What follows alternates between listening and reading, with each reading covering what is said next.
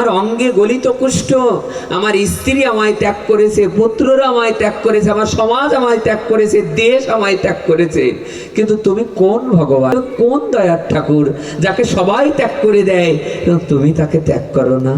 এই গলিত কুষ্ঠ তোমার অঙ্গে লাগলে, সোনার অঙ্গে লাগলে তোমার অঙ্গেও কুষ্ঠ হবে। বাসুদেব এসো আমার কোলে এসো। বাসুদেব বিপ্রকে মহাপ্রভু নিজে যে উঠিয়ে কোলে আলিঙ্গনে আবদ্ধ করে দিলেন আর নয়নের জলে সিক্ত করে দিলেন। ধীরে ধীরে ধীরে ধীরে কুষ্ঠব্যাধি সুস্থ হয়ে গেল।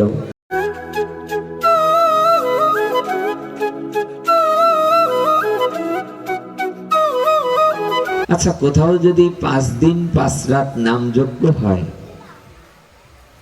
সেই আসলে কারোর সাহস আছে যে বলার যে একই নাম প্রতিদিন হচ্ছে কেন? পৃথিবীর কারো সাহস আছে?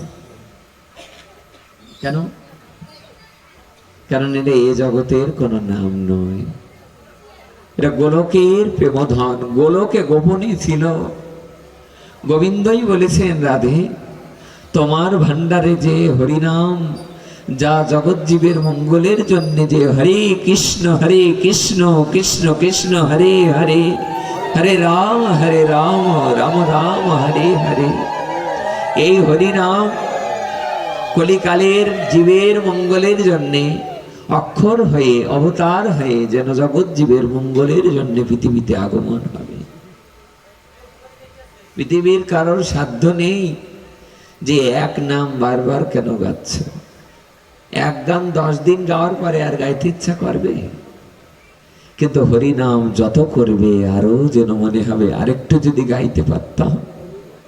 কি দেব নামের মহিমা, কত যে অমিয়া দিয়া কে জানি গড়িছে ইহা, কৃষ্ণ দোয়াখর করি। হরিদাস ঠাকুর এই কথা শ্রবণ করার সাথে সাথে ধুলায় বকুল, সিদ্ধ বকুল তলে ধুলায় গড়াগড়ি দিতে লাগলেন, কত যে অমিয়া দিয়া কে জানি গড়িছে ইহা। কৃষ্ণ শব্দ দুটি যখন আমার কর্ণ দিয়ে হৃদয়ে যায়, মনে হয় কোটি কর্ণ কেন দিল না আমায় বিধি, আমাকে কোটি কর্ণ কেন দিল না? প্রেমসে বলো, কয়টা কর্ণ চাইলো বলো মা? কোটি, যদি 1 কোটি কর্ণ থাকতো, 2টো কান দিয়ে আস্বাদন করে এ নাম আমার হৃদয় ভেজে না, হৃদয় যেন শীতল করে না, মনে হয় আরো আঁখি আরো নয়ন যদি থাকতো তাহলে ভক্ত দর্শন করতে পারতাম। আরো বেশি বেশি কর্ণ যদি থাকতো তাহলে হরিনাম আরো বেশি করে শ্রবণ করতে পারতাম। প্রেমসে বলো,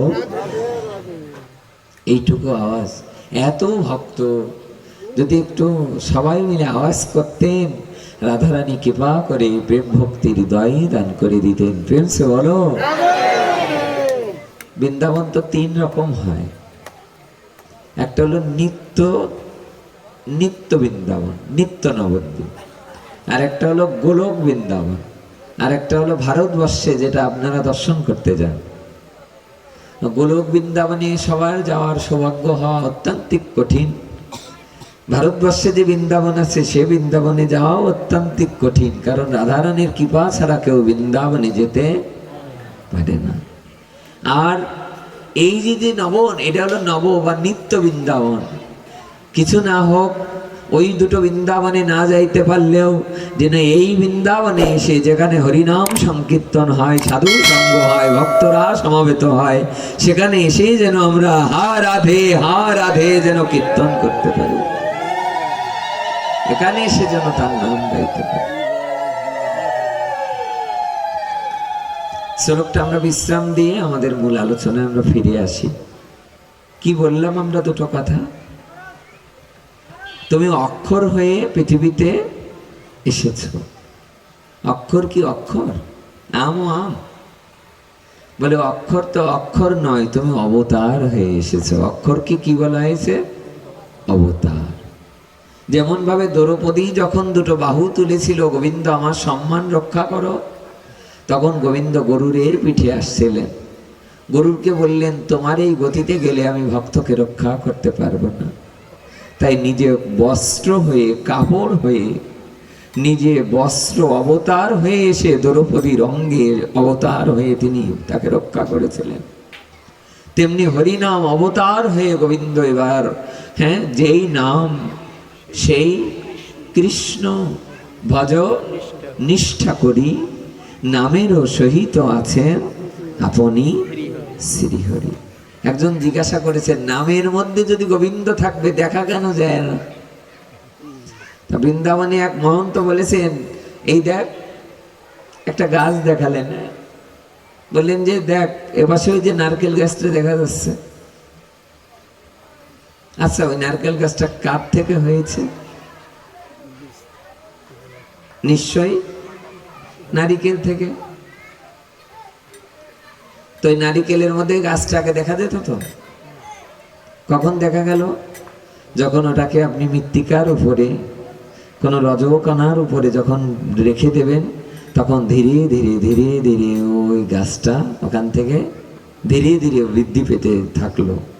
তেমনি হরিনামের মধ্যেও রাধা মাধব আছেন। যখন শ্রী গুরুদেব কর্ণে মন্ত্র দেবে, ওই মন্ত্র বীজ জপ করতে করতে, হরিনাম জপ করতে করতে রাধা মাধব একদিন না একদিন ওখানে প্রকট হয়ে দর্শন দেবেন। পেয়েছে বলো? এটা একদিনে হবে না, একদিনের ধীরে ধীরে ধীরে ধীরে হরিনাম জপ আস্বাদন করতে হবে। দ্বিতীয় লাইনটা শুনুন, জয় নাম ধেয় মুনিবৃন্দকেও জনরঞ্জনায় পরমক্ষরা কিরিতে তমনাদরাদপি মনাগুদিরিতম নিখিলগ্র তাপ পটলিম বিলুম্পসি। পটলিম বিলুম্পসি বললেন, শোনো,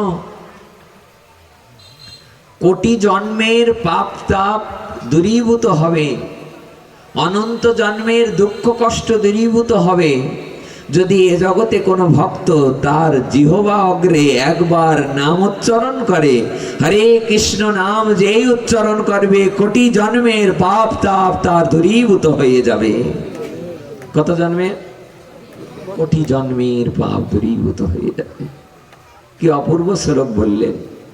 নিখিল শ্রুতি মৌলি রত্নমালা দুতি নিরাজিত পদপঙ্কজান্ত ওই মুক্ত কুলৈর উপস্যমানং পরিতস্তাং হরিনাম সংস্রবামি। জয় নাম ধেয় মুনিবৃন্দ গেয় জনরঞ্জনায় পরমক্ষরা কিরিতে তমনাদরাদপি মনাগুদিরিতম নিখিলগ্র তাপ পটলিম বিলুম্পসি। যস্যাং নামে পাবনমঙ্গ কর্ম স্তुत्युद्भव লীলা অবতার ইপ্সিত জন্ম বসাদ বন্ধাং গিরং তাং বিব্রয়ন্ন ধীর। যদ ব্রহ্ম সাক্ষাৎ কীর্তিনিষ্ঠ আপি বিনাশমায়াতি বিনান ভগৈ অপৈতি নাম স্ফুরণন তত্ত্বে প্রারব্ধ কর্মেতি বিরৌতি বেদ।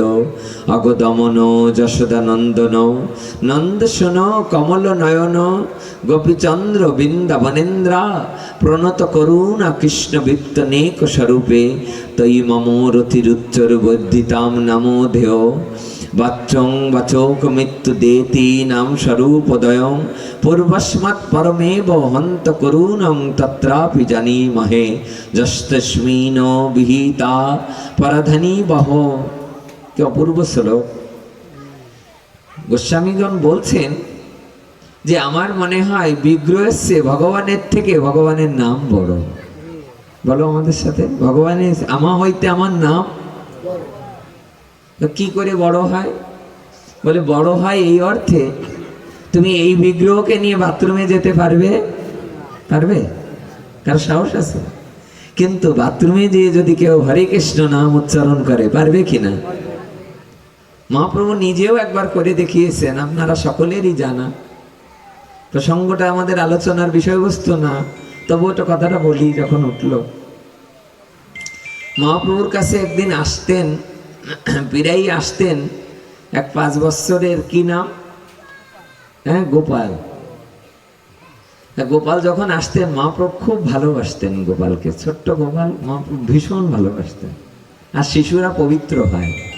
বড়দের ভিতরে কাম ভাব, কামনা বাসনা, লোভ অহংকারটা যত বৃদ্ধি পেতে থাকে, বয়স বাড়ার সাথে সাথে নিষ্কিঞ্চন শুদ্ধ ভক্ত ছাড়া ওগুলো বৃদ্ধি পায়। কিন্তু শিশুদের মধ্যে ওই সরলতা, পবিত্রতা থাকে। মহাপ্রভু খুব ভালোবাসতেন। গোপালকে বললেন, গোপাল তুমি বসো, আমি একটু বাহ্যে যাব, বাথরুম। যেই মাত্র গোপাল মহাপ্রভুকে চোখের আড়াল করবেন না, এই জন্য মহাপ্রভু যেই বাজ্যে গেলেন উনি অপলক নয়নে তাকিয়ে থাকলেন মহাপ্রভুর দিকে, তাকিয়ে তাকিয়ে দেখছেন। দেখে মহাপ্রভু জিহ্বায় কামড় দিয়ে বসে আছে বাজ্যে। কিয়দংশ কিছু অংশ পরে মহাপ্রভু যখন আসলেন, ক্ষণিক পরে আসবার পরে গোপাল যে মহাপ্রভুর একেবারে নিকটে যে বলছে, প্রভু আজকে দেখলাম মা কালী সেজেছ কেন? বাথরুমে বাজ্যে যে মা কালী সেজেছিলে কেন? তাও দেখেছো তুমি? মানে আমার নয়নের যেন আড়াল না হও এই জন্যে তাকিয়েছিলাম তোমার দিকে, দেখলাম বাজ্যে যে তুমি জিহ্বাটা কামড়ে বসেছিলে। মহাপ্রভু বললেন, গোপাল যেদিন শ্রী গুরুদেব আমার কর্ণে মন্ত্র দিয়েছে সেদিন থেকে জিহ্বার আমার বসে নেই, নিরন্তর শুধু কৃষ্ণ কৃষ্ণ নাম করে। কিন্তু বাহ্যে যে কেউ যদি বাথরুমে যায় ওই জায়গাটা তো খুব পবিত্র নয়, ওখানে যাওয়ার পরে তো আমার জিহ্বা নিরন্তর হরিনাম করছে। এই জন্যে আমি জিহ্বা যাতে হরিনাম না করতে পারে তাই দাঁত দিয়ে দন্ত দ্বারা আমি জিহ্বাটাকে কামড়ে ধরে রেখেছি। এই কথা শোনার সাথে সাথে গোপাল বলতে লাগলেন, প্রভু নিঃশ্বাসে নাহি বিশ্বাস কথা রুদ্ধ ভবিষ্যতি কীর্তনীয় মত পাল্লাদ হরের নামইব কেবল। এ জগৎ সংসারে কারোর নিঃশ্বাসের বিশ্বাসটুকু নেই। আমরা যদি নাম উচ্চারণ করতে করতে আমরা দেহ রাখি তাহলে আমাদের পরম কল্যাণ হবে না। এই জন্যে আমার মনে হয় ওইখানেও আমাদের নাম উচ্চারণ করা উচিত ছিল। মহাপ্রভু সঙ্গে সঙ্গে বললেন, গোপাল রে, আজ হইতে আমি আর ভুল করব না, আজ হইতে আমি বাহ্যে গিয়েও হরিনাম আমি বন্ধ করব না। এই মাত্র বললেন, সঙ্গে সঙ্গে মহাপ্রভু বললেন, গোপাল আজই হইতে আমি তোকে গুরু নামকরণ করলাম, তুই আজ থেকে আমার গুরু হলি রে। যে শিক্ষা দেয় সে তো গুরুর আসনে বসে, তুই ছোট হলে কি হবে, আজ থেকে তুই আমার গুরু। বাচ্চং বাচক মৃত্যু দেতি নাম স্বরূপোদয়ম পূর্বস্মৎ পরমেব হন্ত করুণাম তত্রাপি জানিময়। বুঝতে পারছে কথা? কি বললো জানেন? বলল যে আমা হইতেও আমার নাম বড়। বিগ্রহ নিয়ে আপনি শ্মশানে দিতে পারবেন মৃত শরীর মৃত লাশের সাথে, কিন্তু যদি মৃত শরীরটাকে মৃত দেহটাকে কাঁধে নিয়ে বলো হরি হরি বল হরি নাম করতে করতে যাওয়া যাবে কিনা? রূপ গোস্বামী বলছেন, এই জন্যেই তো বারবার করে বলছেন, শোনো আমার মনে হয় বিগ্রহ চেয়ে নাম বড়, ভগবানের থেকেও নাম বড়। উনি বললেন, বিগ্রহ সেবা করতে করতে জগৎ সংসারে যদি কেউ অপরাধী হয়ে যায়, ঠিকঠাক নিয়ম মতো যদি বিগ্রহ সেবা না করতে পারে কেউ, সে ঘরে বা ভিতরে বিগ্রহ সেবা দিয়ে যদি ভিতরে বাইরে এসে বদন ভরে হরিনাম উচ্চারণ করে তাহলে সেই পাপও তার দূরীভূত হয়ে যাবে। আমার মনে হয় সমস্ত পাপকে নির্মূল করে দেবে যদি কেউ বদন ভরে উচ্চারণ করে হরে কৃষ্ণ কৃষ্ণ কৃষ্ণ হরে হরে, হরে রাম রাম রাম হরে হরে। এই নামকে এত কৃপা, নামের ভিতরে এত শক্তি, নামকে এত অমৃতময় বলা হয়েছে। বীজের ভিতর বৃক্ষ যেমন যায় না কবু দেখা, তারক ব্রহ্ম নামের মাঝে যুগল মূরতি আঁকা। চলে যেও না একটু দাঁড়াও, শোনো মধুমাখা নাম, নামে তুমি পাবে মুক্তি, পাবে ব্রজের ঘন শ্যাম। কি অপূর্ব পদ! যে চলে যেও না একটু দাঁড়াও, শোনো মধুমাখা এই নাম, নামেই তুমি পাবে মুক্তি, পাবে ব্রজের ঘন শ্যাম। একদিন এক নাম যজ্ঞাসরে গেছি, অনেক আগের কথা, এখন তো নাম শুনতে যাওয়ার সুযোগও পাওয়া যায় না, যাওয়াও হয় না। 16-17 সালের দিকে তখন আমরা এই পথে এসে নাম শুনতে গেছি একদিন। তা রাত 11টা 12টার দিকে এক জায়গায় বসে বসে নাম শুনছি। তা দেখি এক মা ঝরঝর করে কাঁদছে, একেবারে দুই নয়নের ধারা বুক ভেসে যাচ্ছে।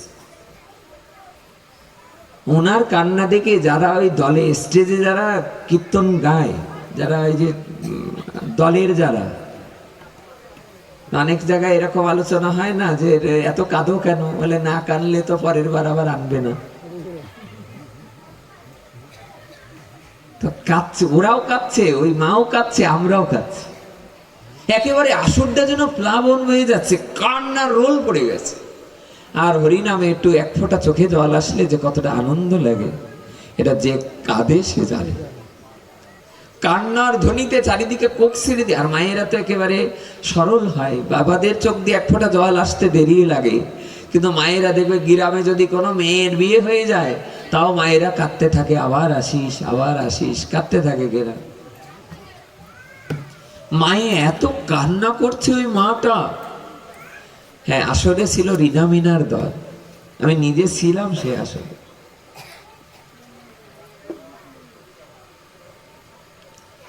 ওরা নেমে গেল 12টা বাজে, 2 ঘন্টা করে আসত, তো 12টায় নেমে গেল। খেয়াল করে শোনো মা, যেই মাত্র নামলেন ওনারা, নামার সাথে সাথে ওই মাটা শাড়ির আঁচল দিয়ে কাপড় দিয়ে ওনার নয়নটা মুছে নিচ্ছে।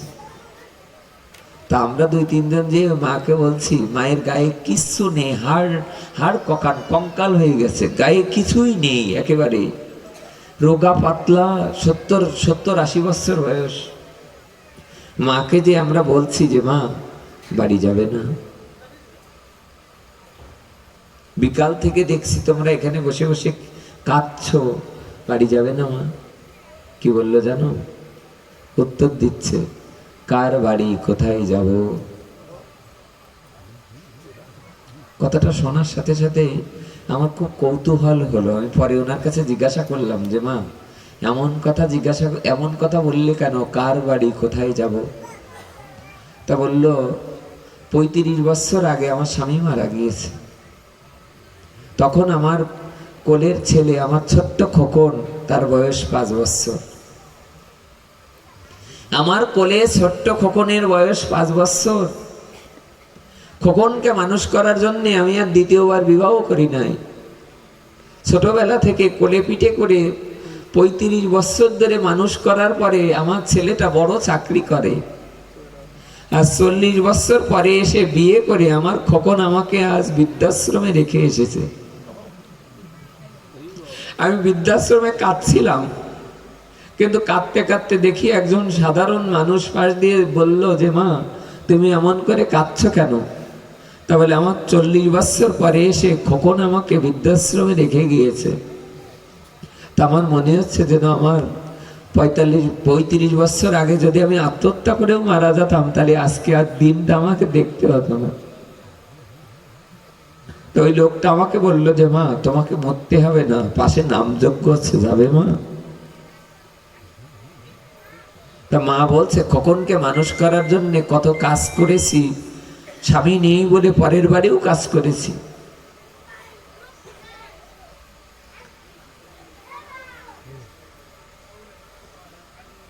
আজ বিকাল বেলায় যখন হরিনামের আসরে এসে বসেছি, এই জায়গায় এসে কৃষ্ণ কৃষ্ণ নাম, হরিনাম শুনে আমার শুধুই যেন কাঁদতে ইচ্ছা করছে, মনে করছে আমি যেন কাঁদতে কাঁদতে আমি আমার নিতাই গৌরীর চরণে, রাধা মাধবের চরণে চলে যাই, এমন ইচ্ছা হচ্ছে।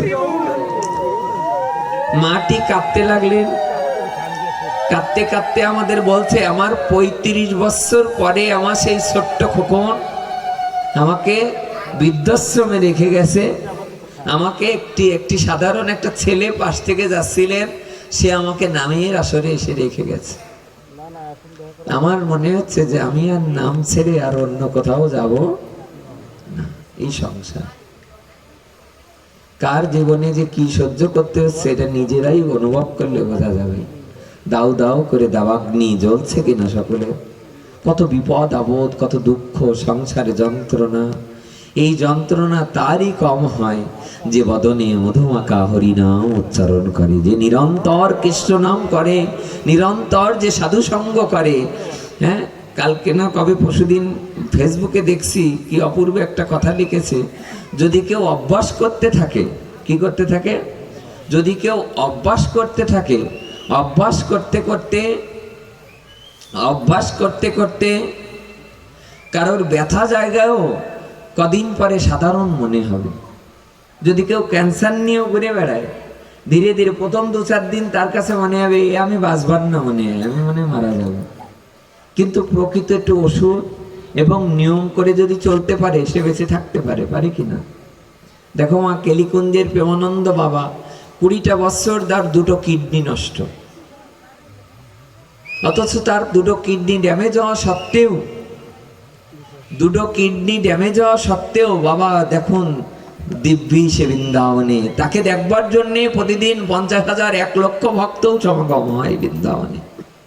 কি আমি কি মিথ্যা বলছি? আপনারা ইউটিউবে দেখবেন কেলিকুঞ্জের প্রেমানন্দ বাবা, যার 20টা বছর 2টো কিডনি নষ্ট। আচ্ছা 2টো কিডনি যার নষ্ট হয়ে যায়, 20 বছর বাঁচা কি তার সম্ভব? গোবিন্দ যেমন বললেন না যে এ জগতে সব কিছুই সম্ভব যদি কিনা গোবিন্দের কৃপা, পঙ্গুং লঙ্ঘয়তে গিরিম যৎ কৃপা তমহং বন্দে পরমানন্দ মাধবম। যদি গোবিন্দের কৃপা হয় পঙ্গু ব্যক্তিও পাহাড় লঙ্ঘন করতে পারে। এটা আশ্চর্য কথা। শোনো, পৃথিবীতে কয়টা সমুদ্র আছে? মহাসমুদ্রই তো 5টা। সমুদ্রের কি কোনো গোনাগাথা আছে? যদিও বলে 7 সমুদ্র 13 নদী, আসলে কি 13টা নদী? শত শত না, সারা পৃথিবীতে লক্ষ লক্ষ নদী। কত সাগর পৃথিবীতে, মহাসাগর, যার কুল কিনারা সারা পৃথিবীর মাত্র 3 ভাগ স্থল জল, 3 ভাগ স্থল আর 97 ভাগ জল। হ্যাঁ, 1 ভাগ স্থল 3 ভাগ জল, 97 ভাগ জল আর 3 ভাগ শুদ্ধ জল সারা পৃথিবী। কিন্তু একটা আশ্চর্য কথা হলো এই, এত সমুদ্রের মালিক যিনি, এত নদীর মালিক যিনি, তার সমুদ্রের জল নদীর জল পছন্দ হওয়ার চেয়ে ভক্তের চোখের জল পছন্দ হয়। কি অপূর্ব কথা না? ভেবে দেখেছেন কখনো? এত নদী, এত সাগর, এত সমুদ্র থাকা সত্ত্বেও ভগবানের কি পছন্দ? ভক্তকা আঁখোকা পানি, ভক্তের চোখের জল। বৃন্দাবনে কোন এক মহাত্মা একদিন পাঠ করছেন, তিনি বলছে জানো বাবা, বৃন্দাবনে আলোচনা হচ্ছে, এক ভক্ত দাঁড়িয়ে বললেন যে সব থেকে মূল্যবান বস্তু কে আয়, হিন্দিতে বলছে। একজন উঠে দাঁড়িয়ে বললেন সব থেকে মূল্যবান বস্তু হলো রূপা। ওনার ঘরে রূপা আছে, উনি বললেন সব থেকে মূল্যবান বস্তু রূপা। পাশ থেকে আরেকজন দাঁড়িয়ে বলছে যে ভাই তুই বুঝিস, তোর বাড়িতে রূপা আছে বলে মনে করিস নে যে রূপা সব থেকে দামি। আমার মনে হয় যে সব থেকে মূল্যবান বস্তু হলো স্বর্ণ, সোনা। আর একজন উঠে দাঁড়ালেন, বলেন আমার তা মনে হয় না, বলে আমার মনে হয় আকবর যে সিংহাসনে বসতেন, আকবরের যে সিংহাসনটা ছিল, এই সিংহাসনটা ছিল কোহিনূর পাথরের। উনি উঠে দাঁড়িয়ে বললেন আকবরের সিংহাসনে যে কোহিনূর পাথর ছিল, এর রূপার চেয়ে সোনা দামি। বলেন সোনার থেকে কোহিনূর পাথরটা আরো দামি। আরেকজন উঠে দাঁড়িয়ে বললেন না, ও কোহিনূর পাথরের চেয়ে ডায়মন্ড, যেটা হিরে, দামি। আরেকজন এসে দাঁড়িয়ে বললেন যে না, ওর থেকেও দামি হলেও 7 রাজার ধন এক মানিক। পাশ থেকে আরেকজন এসে দাঁড়িয়ে বললেন না গো, রূপার চেয়ে সোনা দামি, সোনার চেয়ে কোহিনূর পাথর, কোহিনূর পাথরের চেয়ে ডায়মন্ড, ডায়মন্ডের চেয়ে 7 রাজার ধন এক মানিক। পাশ থেকে একজন দাঁড়িয়ে বললেন ওগো, ওর থেকে বেশি দামি হলো পরশ পাথর, যা লোহাকে ছোঁয়াও সোনায় পরিণত হয়ে যাবে। এক মহন্ত সাধু গুরু মহারাজ যাচ্ছিলেন বৃন্দাবনে, উনি যেতে যেতে বললেন, ও তোমাদের সবার কথাই তো শুনলাম, জানো এ জগতে রূপার চেয়ে যেমন সোনা দামি, সোনার থেকে যেমন কোহিনূর পাথর, কোহিনূর পাথরের চেয়ে যেমন হীরা দামি, হীরার চেয়ে যেমন 7 রাজার ধন এক মানিক দামি, মানিকের চেয়ে যেমন পরশ পাথর দামি, আমার মনে হয় তার থেকেও দামি হলো ভক্তের চোখের জল, তার থেকেও দামি। উনি বললেন, কি করে তা দামি হয়? বলে, দামি যদি না হবে এ জগতে সোনা দানা দিয়ে তাকে আটকানো যায় না, কিন্তু ভক্তের চোখের জলে গোবিন্দ আটকে যায়। যে ভক্ত একবার হা নিতাই হা গৌর বলে কেঁদে কেঁদে যদি গোবিন্দকে ডাকতে পারে, সেই জায়গায় আটকে যায় ভগবান। এই জন্য বললেন, পৃথিবীর সব থেকে কিমতি বস্তু, সব থেকে মূল্যবান বস্তু হলো ভক্ত কা আঁখো সে পানি। হিন্দিতে এটা বৃন্দাবনে সাধু মহন্তগণ বলেছেন যে সব থেকে মূল্যবান বস্তু হলো ভক্তের চোখে জল। এর থেকে দামি বস্তু এই জগতে আর কিছু হতে পারে না। বলে, এটা আসবে কি করে, এটা হবে কি করে, গোবিন্দকে পেতে হবে কি করে? বলে, গুরু কৃপা ছাড়া হবে না। গুরু কৃপার দান হলো আগে প্রয়োজন, শ্রী গুরুদেবের কৃপা ছাড়া এটা সম্ভব নয়। অনেকেই দেখবেন মন্ত্র নেয়, দীক্ষা নেয়, কিন্তু দীক্ষা নেওয়ার পরে আশ্চর্য হয়ে যেতে হয়, ওকে একটু বাইরে নিয়ে যাও, আশ্চর্য হয়ে যেতে হয়। দীক্ষা নেওয়ার পরে দেখবেন কোনোদিন মন্ত্র জপ করে না, কোনোদিন একটু সন্ধানিক করে না, অথচ যদি জিজ্ঞাসা করা একটু কিছু করো তো, তাহলে আমার দীক্ষা হয়ে গেছে। কি হয়ে গেছে? আমার দীক্ষা হয়ে গেছে। খুব একটা কথা মনে পড়ছে,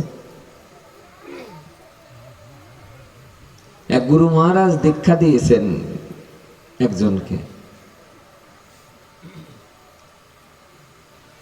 তা শ্রী গুরুদেবের হ্যাঁ কাজ হবে, কিন্তু কোন জায়গায় বীজ ফেলে সেই বীজটা সারা হচ্ছে কিনা, জল দেওয়া হচ্ছে কিনা, সেই বৃক্ষগুলো বড় হচ্ছে কিনা, এটা গুরুদেবের কাজ কিনা।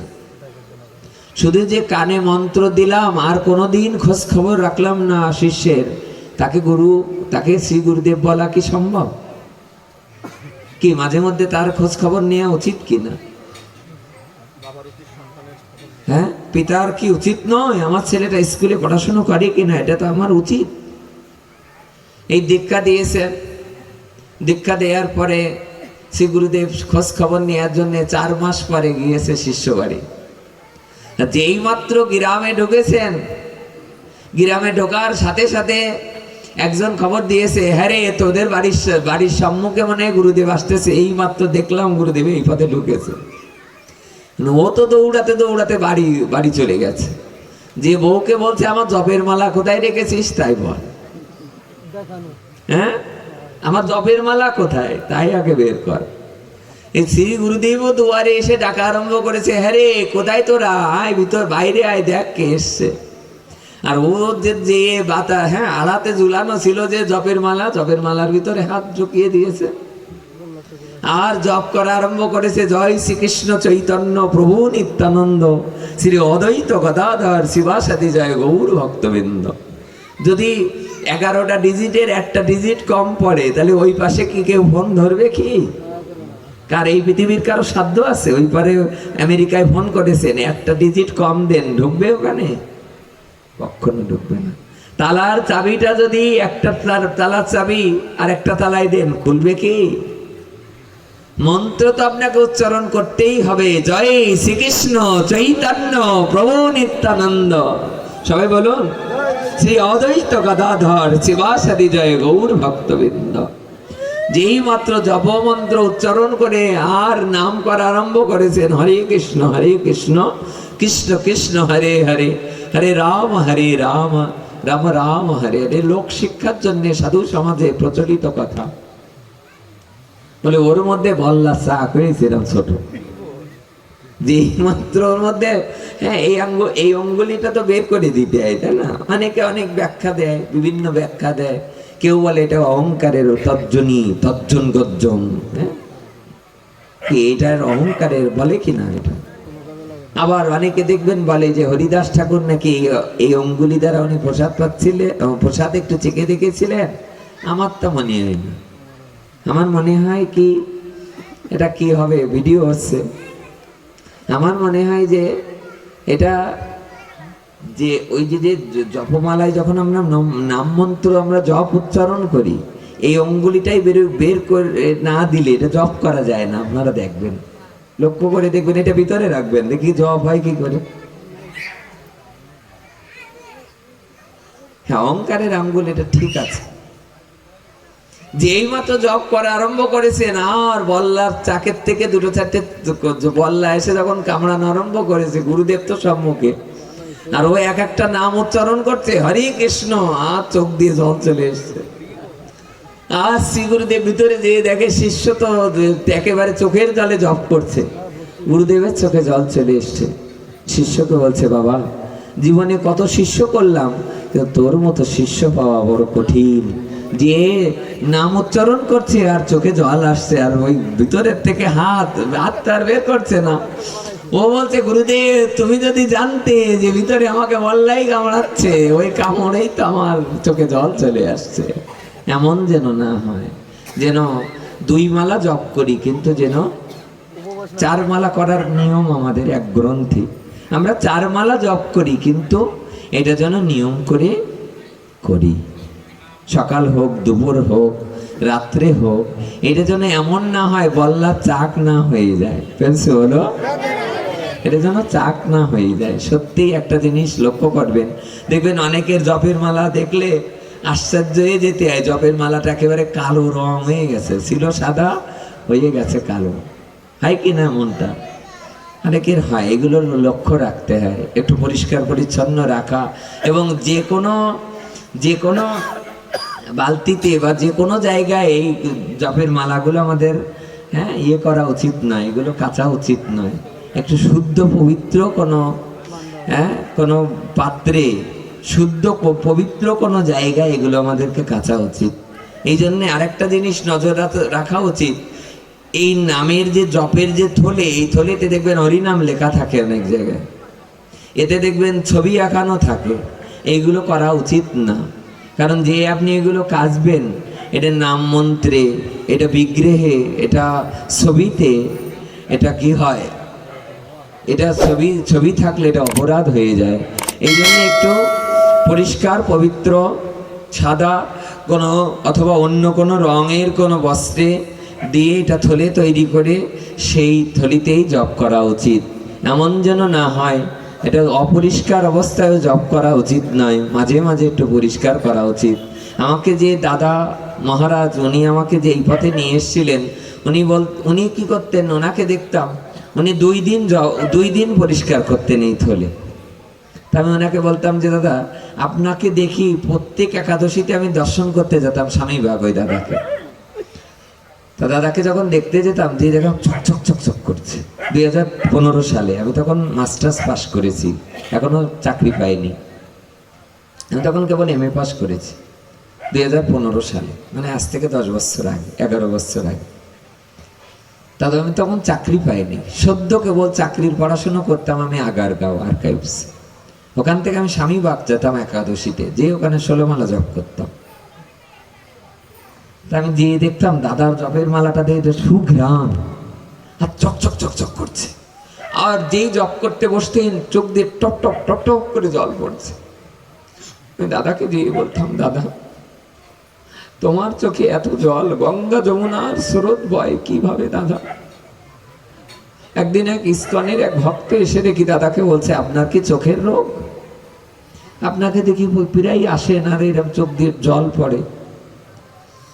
উনি বললে, হ্যাঁ বাবা, আমার চোখের রোগ আছে। একটু পরে আমাকে বলতে লাগলেন, হ্যাঁ রে, এটা তো রোগ নয়, এ তো চোখের কোনো রোগ নয়, এ ডাক্তার দেখালে হবে না। যদি হরে কৃষ্ণ নাম উচ্চারণ করতে করতে কারোর চোখের জল আসে, ভাবতে হবে কোটি জন্মের ভাগ্যের ফলে এমন হয়। এটা এক জন্মের ভাগ্যে হয় না। মহাপ্রভু যেমন শিবাস পণ্ডিতের কাছে যেয়ে বললেন, শিবাস, আমায় বলো না, আমাকে সবাই যেন, হ্যাঁ আমার নাকি রোগ হয়েছে, বায়ু রোগ, আমাকে সবাই উন্মাদ বলছে, তুমি বলো না আমার কি বায়ু রোগ হয়েছে, আমার কি মাথা গরম, আমার কি পেট গরম হয়েছে, আমার কেন হরিনাম করতে করতে ধুলাই গড়াগড়ি দিই, আমার কেন হরিনাম করতে করতে পাগল হয়ে যায়, আমি জগন্নাথ উচ্চারণ করতে পারি না, জ গ গ গ করে উচ্চারণ করি। সঙ্গে সঙ্গে শ্রীবাস ঠাকুর এসে বললেন, নিমা তোমার এই রোগটা যেন আমারও হয়। যেইমাত্র মহাপ্রভু এই কথা শুনলেন, মহাপ্রভু শ্রীবাস ঠাকুরকে বললেন, জানো ঠাকুর, আজকে যদি তুমি আমাকে বলতে যে আমারও রোগ হয়েছে, তুমি যদি বলতে যে আমারও রোগ হয়েছে, তাহলে আজকে আমি গঙ্গার জলে যে আত্মহত্যা করতাম। প্রেমসে বলো। ঘুম এসে যাচ্ছে মনে, কারণ ওই কথা শুনতে বসলেই তো ঘুম পায়। সকলের নয়, কেউ কেউ তাকিয়ে থাকে, আবার কবে হরি কথা হবে, আবার কবে সাধু সঙ্গ করব, আবার কবে ভক্ত সঙ্গ হবে, আবার কবে ভক্তের চরণ ধুলি আমি অঙ্গে মাখবো, এর জন্য প্রতীক্ষা করে। আর কোনো কোনো ভক্ত আছে, হ্যাঁ, দেখবে যে তাদের সে বোধ নেই যে আমি কি করব। সে আসে আর যায়, coming and going, doing for nothing. কি যে করব এইটা বোঝে না।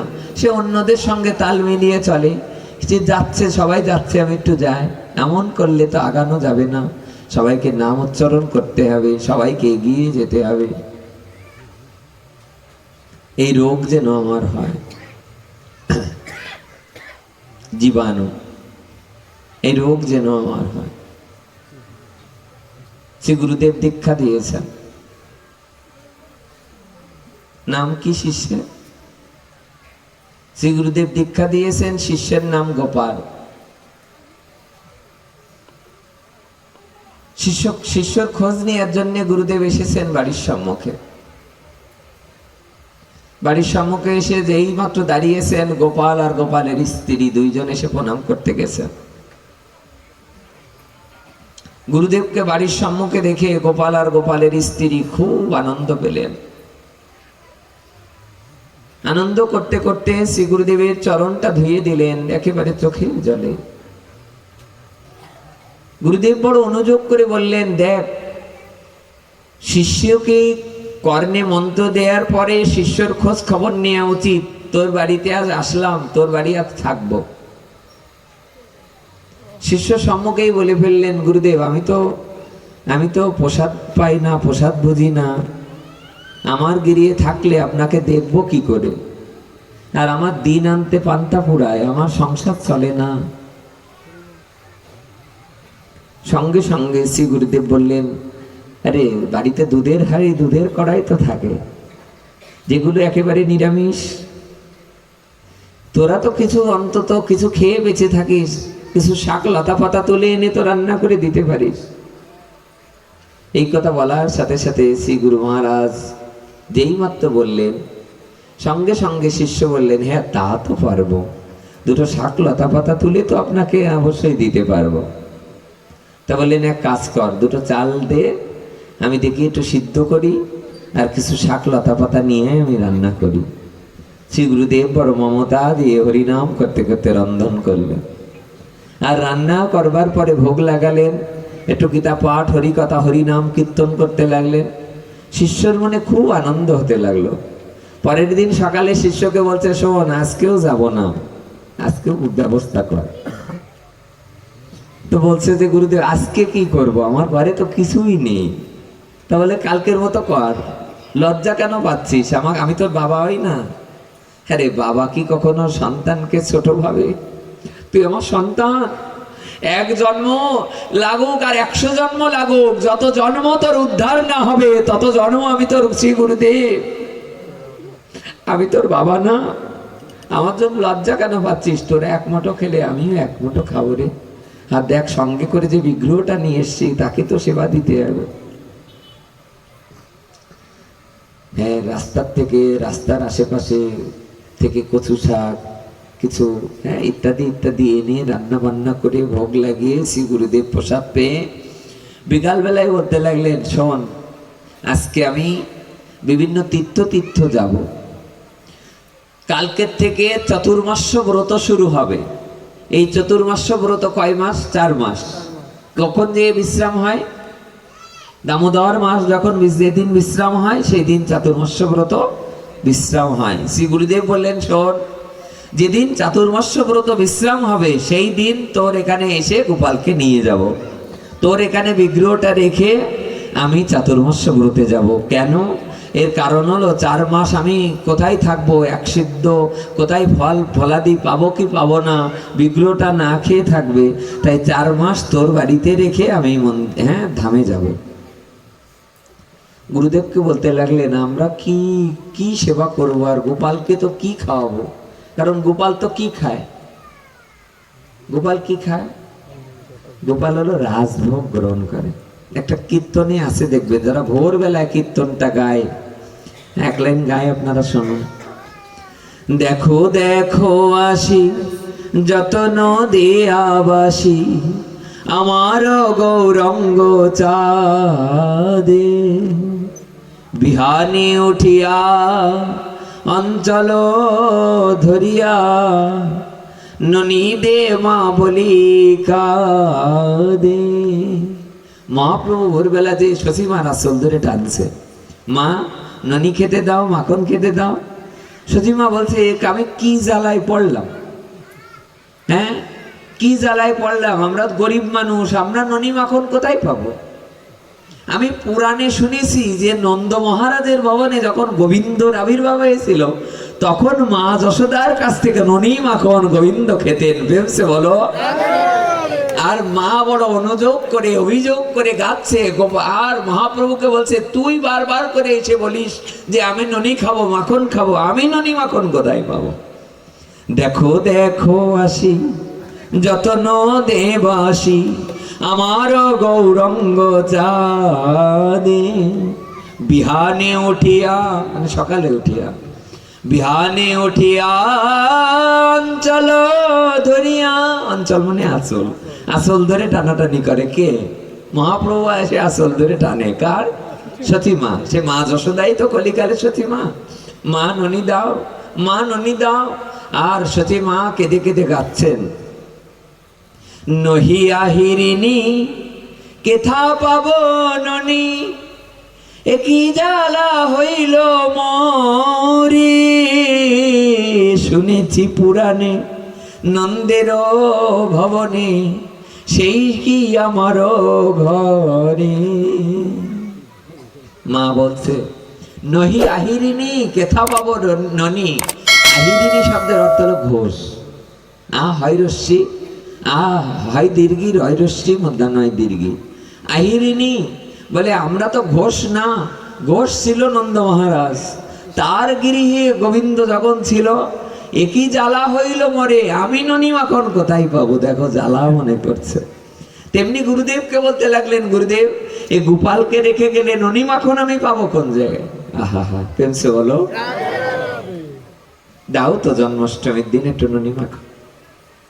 অন্য দিন না হয় আমরা চুরি চুরি করে বিভিন্নতা বাজারের এনে হাজার হাজার টাকার তা খাই, সেবা করি নাকি? অন্তত জন্মাষ্টমীর দিন, রাধাষ্টমীর দিন একটু ছানা ননী মাখন এনে দাও তো গোবিন্দকে। বাজারের তো একটা আপেল, একটু সন্দেশ এনে দাও তো। দিতে হয়, গোবিন্দের জন্য একটু কিছু রাখতে হয়। গোবিন্দের জন্য যারা রাখে না, তার মঙ্গলটা হবে কি করে? আর গুরুদেব বললেন, শোন, আমি দেখ, সে তো প্রেমের ঠাকুর, করুণার ঠাকুর, কাঙ্গালের ঠাকুর, কোনো ননী মাখন লাগবে না। তোমরা যেমন যেমন ভাবে প্রসাদ পাবে, সেইটাই শুদ্ধ হাড়িতে রন্ধনাদি করে, শুদ্ধ কড়াইতে রন্ধনাদি করে যা পাবে তাই ভোগ লাগাবে মাধবকে। এই কথা বলার পর শ্রী গুরুদেব রেখে গেলেন। ওই দিন রাত্রিবেলা মিটিং ডেকেছে। কি নাম বলো শিষ্যের? গোপাল নাম। গোপাল, শিষ্যর নাম গোপাল। মিটিং করছে কে কে? স্ত্রী আর গোপাল। দেখো না, আমাদের যদি ছেলে মেয়ে হয় না, তো যদি ছেলে মেয়ে হতো, তাহলে ছেলে মেয়েরা কি না খেয়ে থাকতো? মনে করো না গোপাল আমাদের পুত্র, বাৎসল্য প্রেমে মনে করো না গোপাল আমাদের সন্তান। স্বামী স্ত্রী ঝরঝর করে কাঁদতে লাগলেন, আজ থেকে আমাদের ছেলে মেয়ে হলো না, আজ থেকে গোপাল আমাদের পুত্র। দুজনেই কাঁদতে কাঁদতে, কিন্তু কাল সকালে খেতে দেব কি? স্ত্রী বললেন, আমাদের বাড়ির পিছনে যে 4 কাঠা জায়গা আছে, ওই জায়গায় চলো না, আমরা দুটো পানের পড় লাগাই। এবং আপনারা জানেন সব থেকে সহজ চাষ হলো পান, আর ওই পান দুটো লাগিয়ে পরদিন সকালে কারোর কারোর কাছ থেকে পড় চেয়ে নিয়ে এসেছেন। আর গুরুদেবের কি লীলা খেলা! শ্রী গুরুদেবের যদি কৃপা হয়, কি না হতে পারে। পরদিন যে পড় লাগিয়েছেন, 2-10 দিন যেতে না যেতে ওর থেকে 2-4টে করে পান হওয়া আরম্ভ করেছে। দিব্যি গোপাল 2-4টে করে পান নিয়ে বাজারে বিক্রি করছে, কোনো অভাব নেই। 2-10টা পান বিক্রি করতে করতে এত পান হওয়া আরম্ভ করেছে। একদিন ভীষণ রৌদ্রতাপ, ওই রৌদ্রতাপে পান কেটে বাজারে গেছেন, একা একা পান মাথায় তুলতে পারছে না, এত পান হয়েছে, একটা ডালাই করে পান এত হয়েছে যে মাথায় তুলতে পারছে না। একজন লোককে দ্বারা পান মাথায় তুলে নিয়েছেন, আর মনে মনে আনন্দ হচ্ছে, আজকে এত পান হয়েছে, এই পান বিক্রি করে আজ গোপালের অনেক কিছু কেনাকাটা করব। ওই পান নিয়ে ধীরে ধীরে ধীরে ধীরে যখন বাজারের দিকে যাচ্ছেন, দুপুরে রোদ, দুপুর হয়ে গেল প্রায়, আর বাজারের অনতি দূরে কেবল কাছে কাছে যখন গিয়েছেন, পান এত ডালার উপরে সাজিয়েছেন যে ওই পান পিছনের থেকে পড়ে যাচ্ছে উপরের থেকে। আর গোপাল মনে মনে গোবিন্দকে ডাকছে যে, গোবিন্দ আর একটুখানি কৃপা করো, এই বাজারটা পর্যন্ত গেলেই তো আর পান, পানগুলো যেন পড়ে না যায়, যদি পান পড়ে যায় তাহলে গোবিন্দ সেবা হবে কি করে। এই বলতে না বলতেই হঠাৎ করে উপরের কিছু পানের গোছা পিছন থেকে পড়ে গিয়েছে, আর পানের ডালাটা যেই মাত্র হালকা হয়ে গিয়েছে, পানের ডালাটা একটুখানি উঁচু করে ধরেছে। উঁচু করে ধরে পিছনের দিকে তাকিয়ে, ইস, পানগুলো তারে পড়েই গেল। পিছনের দিকে তাকিয়ে যেই মাত্র দেখছেন কতগুলো পান পড়ে গেল, পিছনের দিকে তাকিয়ে দেখে সাক্ষাৎ শ্রী গোবিন্দ পানগুলো ঠেলে ধরে রেখেছেন। ভক্তের ভগবান পানগুলো উঁচু করে ধরে রেখেছেন। পানের ডালাটা উঁচু করে ধরে বলছে, গোবিন্দ তুমি আর কি পারো, তুমি ভক্তের পানগুলো পর্যন্ত এসে ধরতে পারো। গোবিন্দ বলতে লাগলেন, এই দিয়েই তো আমারই সেবা হবে। আমি যদি ভক্তের ভগবান হয়ে থাকি, ভক্ত যদি আমাকে মন প্রাণ দিয়ে ডেকে থাকে, তার সমস্ত বস্তু আমিই তো ধরে রাখি। অনন্যাস চিন্তা অন্তমাং যে জনা পর্যপাশাতে তেষাং নিত্যাবে যুক্তানাং যোগক্ষেমম মহাম মহাম। ভক্তের দ্রব্যময়ী কারি কারি খায়, অভক্তের দ্রব্য পানে উল্টি না চায়। অনন্যাস চন্ত অন্তমাং যে অনন্যাস চিন্ত অন্তমাং যে জনা পর্যপাশাতে তেষাং নিত্যাভিযুক্তানাং যোগক্ষেমম মহাম মহাম। অনেক টাকা লাভ হয়েছে, আজ অনেক টাকা বিক্রি হয়েছে, অনেক চাল ডাল তরি তরকারি কিনে কাঁদতে কাঁদতে গোবিন্দ দর্শন হয়েছে। তো কাঁদতে কাঁদতে স্ত্রীর সামনে এসেছে। স্ত্রী বলছে, কি ব্যাপার, এত চাল ডাল তরি তরকারি এনে বাড়ি থেকেও কাঁদে, এতদিন অভাব ছিল তখন কেঁদেছো মানায়, আজ বাড়িতে অভাব নেই, আজ কাঁদছেন কেন আপনি? স্বামী বলছে, কাঁদবো কেন জানো, কাঁদছি কেন, আজ পানের ডালার উপরের থেকে কিছু পান পড়ে যাচ্ছিল, গোবিন্দ স্বয়ং নিজে হাতে এসে পানের ডালা আমাকে উঠিয়ে দিয়ে আবার বাজার দিয়ে গেল। এই দর্শন করার পরের থেকে আমার চোখ দিয়ে আর প্রেমশ্রু আর শান্ত হচ্ছে না। আমার স্ত্রী সঙ্গে সঙ্গে বললেন, এত ভাগ্য আপনার গোবিন্দ দর্শন হলো, আমার তো হলো না। বলে, তোমার জন্যই তো আজ আমার এই পর্যন্ত আসা। তুমি যদি আজ আমাকে যুক্তি না দিতে, পরামর্শ না দিতে, স্ত্রী হয়ে আমার কাছে না থাকতে, আমার কাঁধে কাঁধ মিলিয়ে না চলতে, আজ আমি গোবিন্দ দর্শন পেতাম না, আজ এই পর্যন্ত আসতে পারতাম না। অনেক রকম রান্না করলেন। পরের দিন সকালবেলায় চাতুর্মাস্য ব্রত যেদিন বিশ্রাম হওয়ার পরের দিন সকালবেলায় ধীরে ধীরে ধীরে ধীরে কয় মাস শেষ হলো? 4 মাস। কে আসলো বাড়ির সামনে? শ্রী গুরুদেব। গুরু কৃপা হি কেবলম, বলো রাধা রানী কে। যেই মাত্র শ্রী গুরুদেবকে দেখার সাথে সাথে কি শিষ্যের মনে কি খারাপ লাগার কথা না ভালো লাগার কথা? তখন কি লাগলো বলো তো? ভালো লাগছে গোপালের না মন্দ লাগছে? এক দিক দিয়ে ভালো লাগছে, দ্বিতীয় দিক দিয়ে ভালো কেন হলো? ভালোটা লাগছে, কারণ গুরুদেব বাড়ি আসলে গুরুদেব ভগবান সাক্ষাৎ, গুরু ব্রহ্মা গুরু বিষ্ণু গুরুদেব মহেশ্বরম গুরুরে পরম ব্রহ্ম তস্मै শ্রী গুরুবে নমঃ। অজ্ঞান তিমিরন্ধস্য জ্ঞানঞ্জন শলাকয়া চক্ষুরুন্মিলিतं येन তস্मै শ্রী গুরুবে নমঃ। যস্য প্রসাদাদ ভগবতো প্রসাদ যস্যা প্রসাদান্ন গতি কুতোপি ধ্যায়ং স্তবংস্তস্য যশস্ত্রী ছন্দং বন্দে গুরু শ্রী চরণারবিন্দম। শ্রী গুরু মহারাজকে দেখে একদিক দিয়ে ভালো লাগলো না, আর একদিক দিয়ে ভালো লাগলো না কেন? গোপালকে রেখে গেছে, 4 মাস পরে আসবে। গোপালকে তো আসলেই নিয়ে যাবে।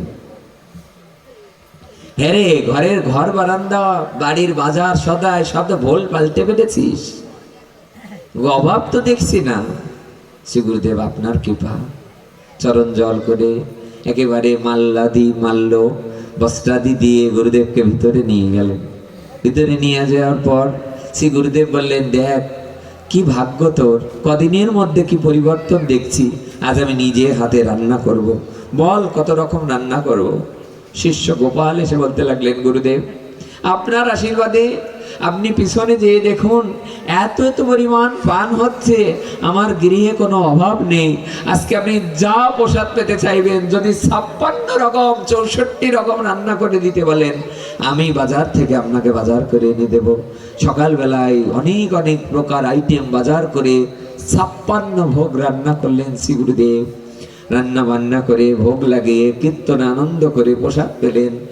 দুপুরবেলায় গোবিন্দকে শয়ন দিয়ে গোপালকে শয়ন দিলেন। শয়ন দেওয়ার পরে 4টের সময় যে শয়ন থেকে উঠানো হয়, এই সময় গুরু মহারাজ এসে শিষ্যকে বলছে, হ্যাঁ রে, এবার গোপালটা দিয়ে দে, আমার চাতুর্মাস্য ব্রত শেষ হয়েছে, আমি গোপালকে নিয়ে আমি আমার আশ্রমে চলে যাই। কথা বলার সাথে সাথে গোপাল আর গোপালের স্ত্রীর মাথায় বজ্র ভেঙে পড়েছে। A bolt from the blue, বিনা মেঘে বজ্রপাত। There is a proverb in English language, ইংরেজিতে একটা প্রবাদ আছে, বিনা মেঘে বজ্রপাত। যেই মাত্র বললেন তো গোপালকে দিয়ে দে, আমি নিয়ে যাই, সঙ্গে সঙ্গে স্বামী স্ত্রী 2 জন ভিতরে গেলেন, যে ভীষণ কাঁদতে লাগলেন। গোপালের সামনে যে ভীষণ কাঁদতে কাঁদতে একটা কথাই উচ্চারণ করলেন, চলেই যদি যাবে, ছেড়ে যদি চলেই যাবে, তাহলে পায়ে হেঁটে গুরুদেবের সাথে আমার গৃহে এসেছিলে কেন? আমাদের তো সন্তান নেই। আজ বাবা মা 2 জনে মিলে গোপালকেই তো আমরা সন্তান ভেবেছি। আজ যদি তাকে নিয়ে যায়, আমরা কাকে নিয়ে থাকবো? আমার তো কিছুই থাকলো না। 2 জন আসার খেয়ে খেয়ে কাঁদতে লাগলেন। স্ত্রী কাঁদতে কাঁদতে বললেন, তবুও গুরুদেবের কারণেই তো আজ আমাদের এত পরিবর্তন এসেছে, চলো আমরা গুরুদেবকে দিয়ে দিই। আর গোপালকে তুললেন। গোপালকে তুলে নিয়ে এসে গুরুদেব বাইরে ছিলেন, গোপালকে তুলে নিয়ে যে গোপালকে গুরুদেবের হাতে দিলেন। যেই মাত্র শ্রী গুরুদেবের হাতে দেওয়ার সাথে সাথে গুরুদেব দেখছেন যে গোপাল তো অনেক ভারী হয়ে গেছে। আসলে উদ্দেশ্য হলো গোপাল যাবে, গোপাল যাবে না। যেখানে আদর পায় সেটা ছেড়ে কখনো গোপাল যেতে চায় না। হ্যাঁ, যেদিন উদ্ধব মহারাজ বৃন্দাবন ছেড়ে চলে আসবেন, 2 দিনের জন্য গিয়েছিলেন বৃন্দাবনে। গোবিন্দকে কতবার করে বললেন, আমি ওখানে যাব না। হ্যাঁ, মনে মনে বললেন, ওখানে লেখাপড়া জানে না, অশিক্ষিত লোক, হ্যাঁ গরিব মানুষ, ঘোষপাড়া, আমি ওখানে যাব না, আমি শিক্ষিত মানুষ। কিন্তু 2 দিনের জন্য গিয়েছিলেন। গোবিন্দ বলেছিলেন, উদ্ধব বৃন্দাবনে যাও, বৃন্দাবনে যাওয়ার পরে দেখবে বৃন্দাবন ছেড়ে তোমার আসতে ইচ্ছা করবে না। 10 মাস থাকলেন। 10 মাস ছেড়ে যখন বৃন্দাবন ছেড়ে চলে আসবেন, সেদিন উদ্ধব মহারাজ বৃন্দাবনের দিকে তাকিয়ে ঝরঝর কাঁদতে লাগলেন, আর গোবিন্দকে বললেন, হে বিধাতা, হে গোবিন্দ, আবার যদি আমাকে এই ধরায়, এই পৃথিবীতে পাঠাও, যেন বৃন্দাবনে কোনো গুল্ম লতা পাতা করে আমাকে বৃন্দাবনে আমাকে পাঠিও, আমি যেন বৃন্দাবনে থেকে এই আস্বাদন, লীলাবিলাস আস্বাদন করতে পারি। কেন? কারণ যেখানে প্রেম পায়, ভগবান যেখানে প্রেম পায়, সে জায়গা ছেড়ে কেউ চলে যেতে চায় না। আরে আমারও তো মনে হচ্ছে এই জায়গায় আসবার পরে, এই যে বাবুলাল, যে নকুল বাবা, তাদের বাড়িতে আসবার পরে কাল রাত্রে আসতে আসতে 1 দিন হয়ে গেল।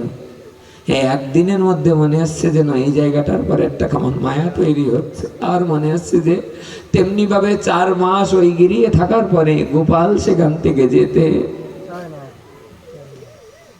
আর ছেলে মেয়ে মানুষ করার জন্য দেখবে বড় বড় গাড়ি কিনে দেয় বাবা মা, দেয় কিনা? যে এসে বলে, বাবার জন্য আজকে 5,000 টাকা দিয়ে গাড়ি কিনে নিয়ে এসছি, আজকে একটা সাইকেল কিনে আনছি। কিন্তু যার ছেলে মেয়ে নেই, গোবিন্দ যদি ছেলে মেয়ে মনে করে কেউ, তাহলে বাজারের থেকে বড় রসগোল্লাটা দেখলে মনে হবে কিনা গোপালকে দেব, বড় আপেলটা দেখলে মনে হবে কিনা গোবিন্দকে দেব, বড় তরমুজটা দেখলে মনে হবে কিনা গোপালকে দেব। এমন ভালোবাসা পেয়ে গোপাল যাইতে চাচ্ছে না। গুরুদেব বলছে, খাইয়ে দাইয়ে তো ভালোই বড় করেছিস গোপালকে, বিশ্বাসে মিলাই বস্তু তর্কে বহুদূর। আর এই প্রসিদ্ধ কথা, যেই মাত্র গোপালকে নিয়ে যাচ্ছেন, আর স্বামী স্ত্রী দুইজন ঝরঝর করে কাঁদছে, দেখছে গুরুদেব নিয়ে যাচ্ছে, ধীরে ধীরে ধীরে ধীরে চলে গেল একেবারে দিগন্তের দিক দিয়ে। গুরুদেব গোপালকে যা নিয়ে চলে গেল। স্বামী স্ত্রী, কোথায় আর সন্ধ্যা আরতি, কোথায় আর সন্ধ্যাবেলায় প্রদীপ দেখানো, কোথায় আর সন্ধ্যার সময় আরো আলাদা করে একটু দুটো খেতে দেওয়া, কোথায় আর রাতের রান্না, সব বন্ধ। আর উনুন জ্বলল না। সমস্ত রাত স্বামী স্ত্রী দুইজনে শুধু কান্না আর কান্না। ঠিক রাত 2-3টের দিকে হঠাৎ করে দেখে দরজায় শব্দ, কড়া নাড়ার শব্দ। গোপাল আর গোপালের স্ত্রী বলছে, কে? শ্রী গুরুদেব দড়ায়, হ্যাঁ, দরজার কড়া নাড়াচ্ছে। আরে আমি গুরু মহারাজ। সঙ্গে সঙ্গে দরজা খুলেছেন। এ কি গুরুদেব, আপনি না বিকাল সন্ধ্যার সময় বিকালে চলে গেলেন? গুরু মহারাজ বলছে, বিকালে চলে গিয়েছিলাম, কিন্তু আশ্রম পর্যন্ত যেতে যেতে রাত 9টা-10টা বেজে গেল। আমি আর হাঁটতে হাঁটতে ওই পর্যন্ত যেতে পারছি না এই রাতের আধারে। তাই একটা গাছের, হ্যাঁ, একটা বটবৃক্ষের তলে, একটা গাছের তলায় কিছু শুকনো পাতা এক জায়গায় করে আমার গোপালটাকে আমি শুকনো পাতার উপরে শুয়ে দিয়েছি। দিয়ে আমি ওখানে একটু কাত হয়ে শুয়েছি যে ভোরবেলা হলে তাই আশ্রমে যাব। যেই মাত্র শুয়েছি, কিছুক্ষণ পরে গোপাল দেখি সাক্ষাৎ ভগবান, মুরলীধারী ভগবান উঠে দাঁড়িয়ে গেছেন পাশে।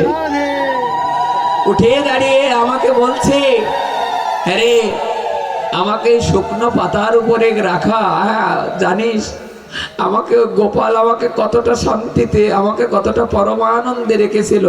তারা আমাকে কোল থেকে মা কখনো নামায় না। এতবেলা কত রকম রান্না করে মা আমাকে খেতে দিত, আমাকে বট গাছের পাতার, শুকনো পাতার উপরে রেখেছিস, আমাকে সঙ্গে সঙ্গে দিয়ে আয়। গুরু মহারাজ চোখের জলে কাঁদতে কাঁদতে শিষ্যের হাতটা ধরলেন, গোপালের হাত ধরে বললেন, গোপাল, আজ গ্রন্থ শাস্ত্র সব উল্টে দিলি তুই।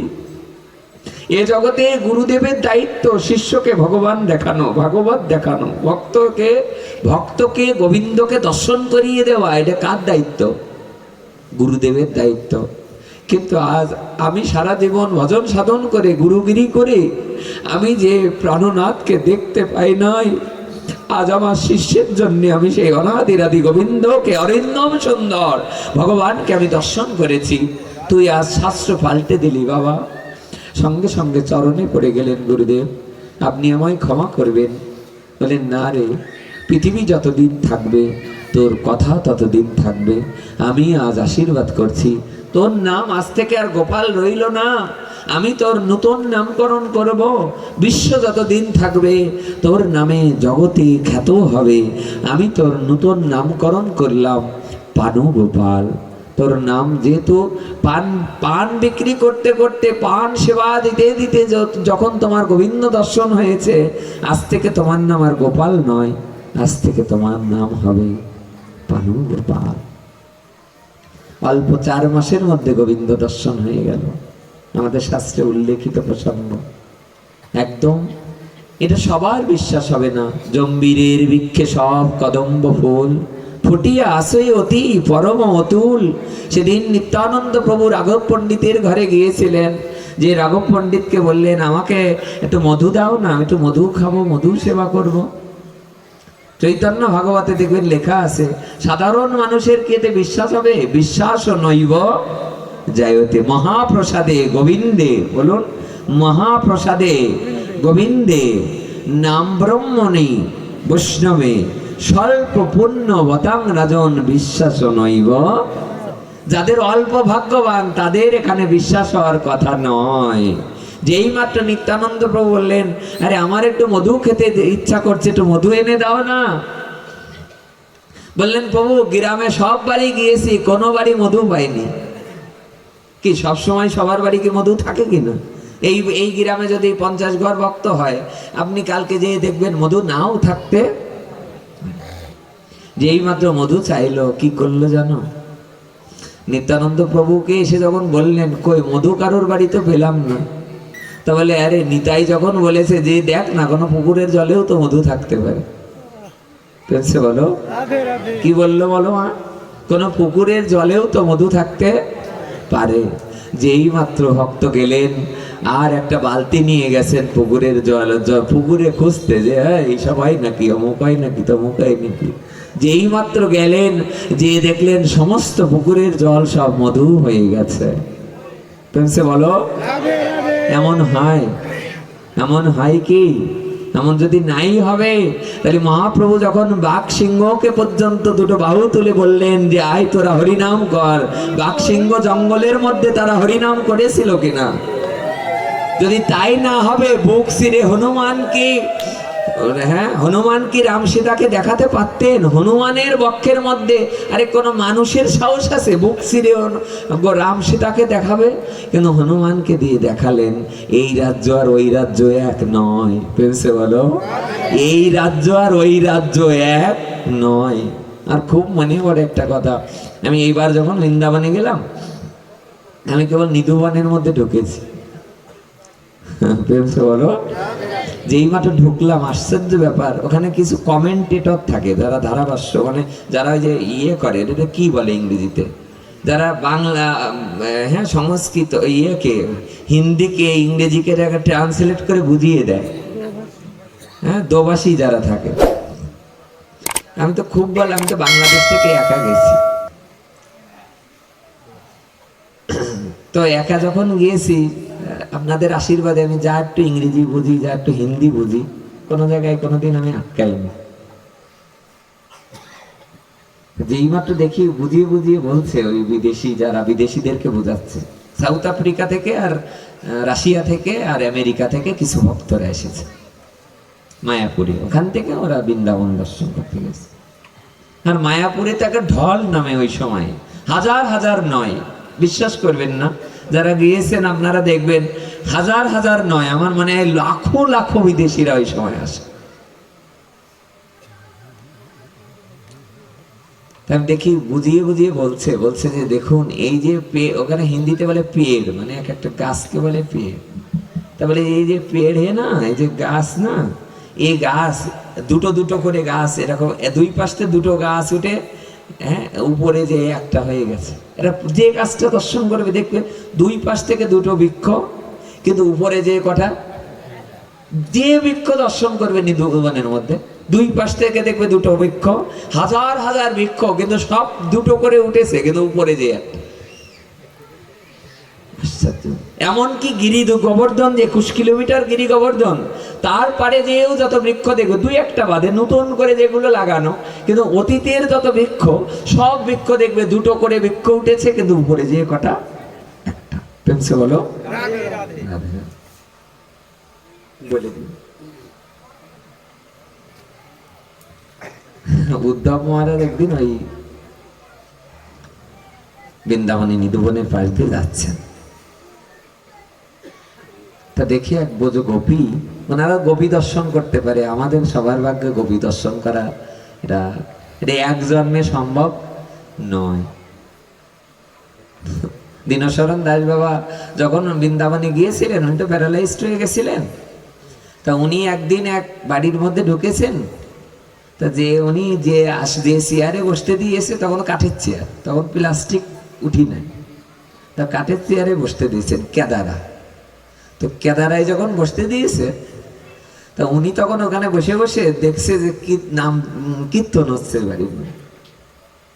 তো সবাই আলোচনা করছে যে দারুণ গাচ্ছে রে, কয় টাকা দিয়ে আনাইবেন? দীনশরণ দাস বাবা ওখান থেকে, ও এদেরকে টাকা দিয়ে আনা না, এটা টাকা দিয়ে আনলে কি, টাকা দিয়ে আনলে সেখানে তাদের কি কোনোদিন কল্যাণ হয় না মঙ্গল হয়? এই কথা বলতে না বলতেই উনি চোখ বন্ধ করে যেই পাশে তাকিয়েছেন, তাকিয়ে দেখেন পাশের চেয়ারটা সাক্ষাৎ গোবিন্দ এসে বসে বসে ওই কীর্তন শ্রবণ করছে। দীনশরণ দাস বাবা তো তার চোখ একেবারে অবাক হয়ে গেছেন যে এ কি ব্যাপার, আমার পাশে, আমি আরো বলছি যে টাকা দিয়ে কীর্তনের দল আনা, এই কীর্তন কি কেউ শুনবে কিনা, যে সাক্ষাৎ রাধা মাধব এসে শ্রবণ করছে এই কীর্তন। উনি এক পলক দেখেই আবার তাকিয়েছেন, ওখান থেকে অদৃশ্য হয়ে গেছেন। উনি আরেকটা বাড়ি ওখানে দর্শন করছেন বেলা 1-1:30টার দিকে, ওনার জীবনীতে দেখবে উল্লেখ আছে দীনশরণ দাস বাবা একেবারে রাধাকুণ্ডে বৃন্দাবনের ভিতরে উনি যে বাড়িতে কীর্তন শুনতে গেছেন, ওই বাড়ির সম্মুখে উনি দাঁড়িয়ে আছেন। হঠাৎ তাকিয়ে দেখে কিছু ভক্তরা যাচ্ছেন, একেবারে আলু থালু, অঙ্গে বসন নেই, একেবারে দুধে আলতা গায়ের বরণ, চুলগুলো লম্বা লম্বা, একেবারে সাধারণ মানুষের মতন অনেক উঁচু তাজা। তাদের দেখে আর চোখ ফেরাতে পারছেন না। উনি কিছু মহাত্মাদের কাছে গেলেন, যে বললেন বাবা বেলা 1টার সময় না আমি এই দেখলাম।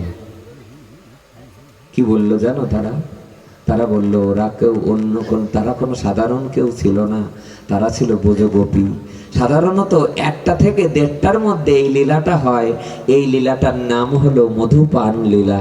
কি লীলা বলো মা সবাই? এই লীলাটার নাম কি? মধুপান লীলা। সঙ্গে সঙ্গে বাবা কাঁদতে লাগলেন, আমার মানব জীবন ধন্য হয়ে গেল রে। আগের দিন আমি গোবিন্দকে দেখলাম আমার পাশে বসে বসে কীর্তন শুনছে, আজ দেখলাম ব্রজ গোপীরা তারা আলো থালু বেশে, এই বেশে তারা এখান থেকে যাচ্ছে। আমার মানব জীবন যেন সার্থক, ধন্যাতি ধন্য হয়ে গেল। আমরা যারা মানব জনমকে ধন্য করতে চাই, দেখো পানুগোপালের হলো, হনুমানের হলো, আমাদের দীনশরণ দাস বাবার হলো, আমাদের কবে হবে? এই প্রত্যাশা রাখতে হবে। দেখো এই মাটাকে দেখছি তখন থেকে এসে কিভাবে ওই বাবাকে শ্রদ্ধা করে তার চরণধুলি নিচ্ছে। একটা কথা বলি মা, এখানে আমি অবাক হয়ে যাই। শোনো,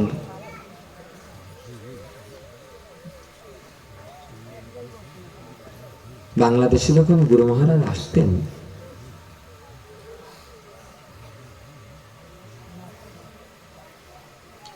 বাংলাদেশে আসার পরে শ্রী গুরুদেবের সঙ্গে আমরা কিছু সময় থাকার চেষ্টা করতাম।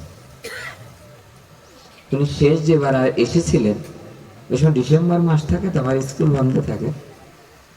তো উনি 2-3 মাসের মধ্যে আমি প্রায় 49 দিন ওনার সাথে ছিলাম। তো ওনাকে মাঝে মাঝে জিজ্ঞাসা করতাম, আপনি কখনো রাধারানীকে দেখেছেন? আমাদেরকে সুবল দাদাজি মহারাজ, আমাদের যখন, যিনি এখন দ্বারাচার্য হয়েছেন কুম্ভে, মহাকুম্ভে 108 মহন্ত, এখন শ্যাম সুন্দর বাবা, যদি আমার গুরু ভাই, উনি আমাদেরকে বলছে যে বাবার নিষেধ আছে এটা বলায়। একমাত্র উনি পৃথিবী ছেড়ে যেদিন চলে যাবেন তারপর দিন তোমাদেরকে আমরা জানাতে পারবো। উনি ডায়েরি লিখেছেন, 5টা ডায়েরি আছে, আর তার জীবনী লেখা আছে। উনি চলে যাওয়ার পরে এটা, তো উনি যেদিন বৈশাখ মাসের 15 তারিখে দেহ রাখলেন, ওই দিন কালিয়া নামক একটা জায়গায় আমার পাঠ ছিল। আমার ফোনে 30-40টা মিস কল। আমি এসে মিস কল দেখেই ফোন করেছি। সঙ্গে সঙ্গে কয়েকজন ভীষণ কাঁদতে লাগলেন যে বাবা আর নেই, বাবা চলে গেছেন। এর কয়েকদিন পরে আমাদের দাদাজি এসেছিলেন বাংলাদেশ, সেই ডায়েরিটা নিয়ে এসেছিল, এনে পড়ে শোনাচ্ছে। আমার প্রথম যখন রাধারানীর সাথে দেখা হয়েছে, এতদিন স্বীকার করতো না, রাধারানীকে দেখেছে, ডায়েরিতে লিখে গেছে। আমার প্রথম যেবার রাধারানীর সাথে দেখা হলো, সেবার গিরি গোবর্ধনের পাড়ে রাধারানীর সঙ্গে আমি একাই পরিক্রমা করছি। সাক্ষাৎ রাধা ঠাকুরানী এসে আমার সম্মুখে এসে দাঁড়ালেন। রাধারানী আমাকে এসে দাঁড়িয়ে দাঁড়িয়ে বললেন, অনেক ইচ্ছা, অনেক সাধ না আমাকে দর্শন করা, দে আমার চরণে আলতা পরিয়ে দে। গুরুদেব বললেন, আমি নিজে যে, শ্রী গুরুদেব বলছেন, আমি নিজে যে তার চরণে আলতা পরিয়ে দিলাম। এ জগতে মানুষের ভাগ্য তখনই হবে গুরু মহারাজের কৃপা পেয়ে নিরন্তর বদনে নাম উচ্চারণ করতে হবে। সমস্ত ব্রত, একাদশী সহ যত ব্রতগুলো একেবারে মন প্রাণ দিয়ে করতে হবে। নিরন্তর তাকে স্মরণ মনন করতে হবে, প্রসাদ পেতে হবে, বারবার বারবার করে ভক্তদের চরণ ধুলি নেওয়া, তাদের আশীর্বাদ নেওয়া, ভক্ত সঙ্গ করা, কীর্তন আনন্দ করা, নিরন্তর সাধু সেবা করা, এর মধ্যে থাকতে হবে। করতে করতে করতে করতে যদি কোনোদিন কৃপা হয়, যদি কোনোদিন কৃপা হয়, জানো মা, উদ্ধব মহারাজ যাচ্ছেন ওই পথ দিয়ে। উদ্ধব মহারাজ যেতে যেতে জিজ্ঞাসা করছেন এক বোজগোপীকে দেখে। সবার ভাগ্যে তো বোজগোপীদের দর্শন সম্ভব হয় না, জানো, মানুষের মধ্যেই স্বর্গ নরক। কে বলে তা বহুদূর, কোথায় স্বর্গ কোথায় নরক, কে বলে তা বহুদূর, মানুষের মাঝেই স্বর্গ নরক। কেউ কেউ দেখে কিন্তু চিনতে পারে না। তাহলে দুর্যোধনও চিনতে পারত। গোবিন্দ গিয়েছিলেন যে যুদ্ধের মীমাংসা করার জন্য, যে যেন যুদ্ধটা না হয়। যেই মাত্র গেলেন, যাওয়ার পরে দুর্যোধন জিজ্ঞাসা করছে যে আপনি কি যুদ্ধে অস্ত্র ধরবেন, যুদ্ধ করবেন? গোবিন্দ বললেন যে আমি কোনো যুদ্ধে অস্ত্র ধরবো না। যেই মাত্র বললেন, এই কথা বলার সাথে সাথে বললেন যে তালি আর, হ্যাঁ, মামা কংস, শকুনি মামাকে বলছে, মামা তালি আর গোবিন্দকে আমরা নেব না, ওদেরকে দিয়ে দাও, পঞ্চপাণ্ডবকে দিয়ে দাও। বলে যুদ্ধে যদি অস্ত্রই না ধরবে তা আমি তাকে নাড়ু খাওয়াবো? গোবিন্দকে দেখেও কিন্তু চিনতে পারলেন না, এত সহজ নয়। উদ্ধব মহারাজ যেই মাত্র বৃন্দাবনের পথে যাচ্ছেন, দেখছে যে এক ব্রজগোপী এক গাছে লিখছে 1+1=1। কি লিখছে? সঙ্গে সঙ্গে উদ্ধব মহারাজ পিছনে যেয়ে দাঁড়িয়ে দাঁড়িয়ে বলছে, কি, এই জন্য আমি বৃন্দাবনে আসতে চাইছিলাম না, লেখাপড়া তো জানে না। বলো, এই যে তোমরা একটু লেখাপড়া করতে পারো না, 1+1=1 কোনোদিন 1 হয়? আর ব্রজগোপী সঙ্গে সঙ্গে পিছনে ফিরে উদ্ধব মহারাজকে বলছে, উদ্ধব, এ তোমার ওই রাজ্য না, এ জ্ঞানের রাজ্য না, এ ভক্তির রাজ্য, এটা বৃন্দাবন। বৃন্দাবনে 1+1=1 হয়। যেই মাত্র বললেন, সঙ্গে সঙ্গে উদ্ধব মহারাজ বলেন, কি করে হয় এমন বুঝাও। সারা সমস্ত গণিত শাস্ত্র, ভারতবর্ষ থেকেই তো গণিত শাস্ত্র, 0, 0 ও 1 এগুলো তো আবিষ্কারই হয়েছে। কোন জায়গা থেকে? ভারতবর্ষ থেকেই তো আবিষ্কার হয়েছে। কি জন্য আবিষ্কারকের নামটা ভুলে গেছি, হ্যাঁ, আর্যভট্ট। এই যে শূন্যের আবিষ্কার করেছেন।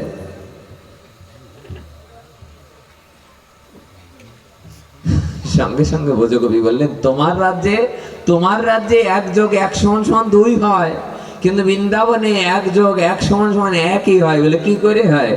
বললেন, কি করে হয় জানো? বললেন যে বৃন্দাবনে একজন গোপী আর একজন কৃষ্ণ, এরা একই হয়। দুটো বৃক্ষ দুপাশ থেকে উঠলেও একটা বৃক্ষই হয়ে যায় উপরে উঠে। বৃন্দাবনে 1+1=1 এ প্রেমের রাজ্য, এ জ্ঞানের রাজ্য নয়। এখানে গোবিন্দ কখনো জুতাও পায়ে দেয় না।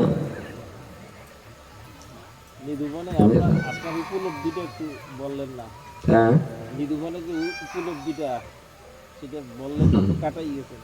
বলো, আমরা বিশ্রামের দিকে যাই। যেহেতু গৌর পূর্ণিমা, দুটো প্রসঙ্গ, দুটো একেবারে ছোট্ট সময়ের মধ্যে, অল্প সময়ের মধ্যে মহাপ্রভুর দুটো কথা বলি। গতকাল বলতে গিয়েছিলাম, বলতে বলতে গোপী গীতে চলে গেছিলাম। যেই মাত্র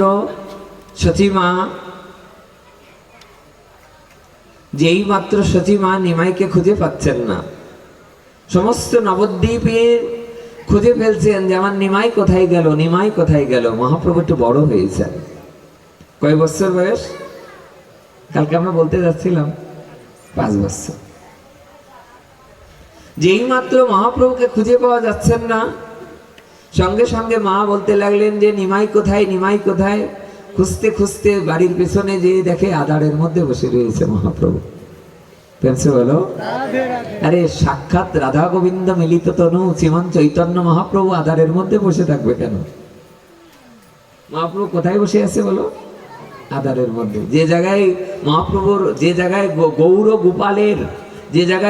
গোপালের ভোগ লাগিয়ে যে হাড়ি কড়াই, হ্যাঁ ওইগুলো মেটে হাড়ি কড়াইগুলো যেখানে ফেলা হয়, ওই জায়গায় যে মহাপ্রভু বসে রয়েছেন।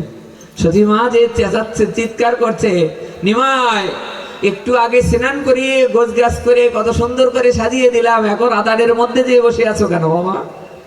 আর সঙ্গে সঙ্গে মা বলছে আমার আবার স্নান করাতে হবে। আমি এই একটু আগে স্নান করিয়ে আমি বসিয়ে দিলাম, এই মাত্র যে আবার আধারের মধ্যে নিমাই দিয়ে বসে আছে কেন? কি অপূর্ব কথা! যেই মাত্র এই কথা বলতেই বলতে সতী মা যে এগিয়ে গেলেন, কিন্তু নিমাই ওঠে না। নিমাই আধারের মধ্যেই বসে থাকলেন। দুটো কথা বললেন মহাপ্রভু, জোরে নয়, মনে মনে। এই কথাটা গ্রন্থকার গ্রন্থে লিখে রেখেছেন। কি কথা বলেছিল বলে আপনারা দেখবেন, চৈতন্য চরিতম সংক্ষিপ্ত চৈতন্য গৌর পার্শ্বদ গ্রন্থ পড়বেন, জগন্নাথ মিশ্র জীবনীতে মহাপ্রভু প্রসঙ্গে এই কথাটি লেখা আছে। এই গ্রন্থে উল্লেখ করা আছে, মহাপ্রভু বললেন মনে মনে, মা তোমার পুত্র যে জায়গায় থাকে সে জায়গা কি কখনো আধার হতে পারে মা? আচ্ছা, সাক্ষাৎ মহাপ্রভু কে? গোরা, গৌকার, রয়াকার, গোতে গোবিন্দ আর রাতে রাধারানী আর গোবিন্দ মিলিত তনুই হচ্ছেন গোরা। পদকর্তা গিয়েছিলেন না, তার বাহিরে দেখিতে সরল সুন্দর, ভিতরে কেবল কালো। সই কে বলে গৌরঙ্গ ভালো, তার বাহিরে দেখিতে সুন্দর কিন্তু ভিতরে কেবল কালো, মানে ভিতরে গোবিন্দ আর বাইরে রাধারানী। মহাপ্রভুকে ডাকতে লাগলেন, উঠে আয়, স্নান করিয়ে দি আবার। আর মহাপ্রভু মনে মনে বলতে লাগলেন, মা তোমার নিমাই যে জায়গায় থাকে সে জায়গা কখনো পবিত্র হতে, সে জায়গা কখনো অপবিত্র হতে পারে না। দ্বিতীয় কথাটি কি বললেন? দ্বিতীয় কথাটি বললেন, মা বাদ দাও তোমার নিমাইয়ের কথা, যে হাঁড়িতে করে গোবিন্দের প্রসাদ রান্না করা হয়, যে হাঁড়িতে করে ভগবান বিষ্ণুর প্রসাদ রান্না করা হয়, তাও কি করে অপবিত্র হয় বলো মা? তুমি যে আধার বলছো, কিন্তু মাকে বলবেন না, এই উপদেশ মাকে দেবেন না। কেন? কারণ মহাপ্রভু বয়সে তরুণ, সে তো ছোট, তাই মাকে তিনি মুখ ফুটে বললেন না, কিন্তু জগৎবাসীকে দেখালেন, জগৎবাসীকে শেখালেন, হে জগৎবাসী, যেখানে ভক্তদের সমাগম হয়, যেখানে সাধু সঙ্গ হয়, যেখানে হরি কথা হয়, সেটা সদা পবিত্র থাকে। সেটা হরিনামের কৃপায়, প্রেমের কৃপায়, নামের কৃপায়, সাধু সঙ্গের কৃপায় বৃন্দাবনের রূপ নিয়ে নেয়। মা উপরে উঠিয়ে নিয়ে আসলেন, গঙ্গায় যে আবার স্নান করালেন, স্নান করিয়ে এনে উপরে তুলে বললেন যে হ্যাঁ, উপরে নিয়ে আসলেন, স্নান করালেন। মা বললেন, কি রে আধারের মধ্যে বসে আছিস কেন? কি বললো জানো? বললেন, মা যারা লেখাপড়া জানে না তারা কি করে বুঝবে কোনটা ভালো কোনটা মন্দ? তোমরা তো আমার টোলে লেখাপড়া বন্ধ করে দিয়েছো, তাই আমি তো স্কুলে যাই না, যে স্কুলে যায় না সে ভালো মন্দ বুঝবে কি করে মা? এর কারণ কি? লেখাপড়া বন্ধ করে দিয়েছে কেন বাবা? লেখাপড়া বন্ধ করে দিয়েছে, বড়দা যে সন্ন্যাস নিয়ে চলে গিয়েছে, তাই এও যেন সন্ন্যাস নিয়ে না চলে যায়, যাতে মহাপ্রভু যেন সন্ন্যাস না নেয়, মূর্খ হয়ে ঘরে থাক, সে যেন শিক্ষিত হয়ে বাইরে না চলে যায়। এই কথা বলার সাথে সাথে যেই বললেন, মা আমি তো লেখাপড়া জানি না, আমাকে তো তুমি বাড়ি বসিয়ে রেখেছো, তা কোনটা আধার কোনটা ঘর কোনটা বাইর এটা তো আমি বুঝি না মা। আর মনে মনে মহাপ্রভু হাসছেন। যত হাজার হাজার ভক্তরা দিন দেখতে এসেছিল মহাপ্রভুকে, তারাও মিটিমিটি করে হাসছে। দেখো নিমায়ের কথা শোনো, যে সে লেখাপড়া জানে না বলে মহাপ্রভু বলছে আমি আদায় করে নেব, দেখি আমার স্কুলে লেখাপড়া কি করে বন্ধ করে রাখে। সঙ্গে সঙ্গে মা যে বাবাকে ডাকলেন, অর্থাৎ জগন্নাথ মিশ্রকে ডাকলেন, আপনার ছেলে দেখুন না, আপনার ছেলে আধারের মধ্যে যে বসে থাকে, তার নাকি সে লেখাপড়া জানে না বলে ভালো মন্দ বোঝে না। সমস্ত গ্রামবাসী নবদ্বীপবাসী কালনা শান্তিপুর ধামের যত ভক্তবৃন্দ সবাই বলতে লাগলেন আপনি নিমায়ের লেখাপড়ার ব্যবস্থা করুন। সবাই যখন রাজি হলেন, জগন্নাথ মিশ্র বললেন আজি হইতে আমার নিমায় আবার টলে লেখাপড়া শিখতে যাবে। মহাপ্রভু আদায় করে নিলেন, আবার টলে লেখাপড়া শিখতে যেতেন। অপূর্ব একটি কথা।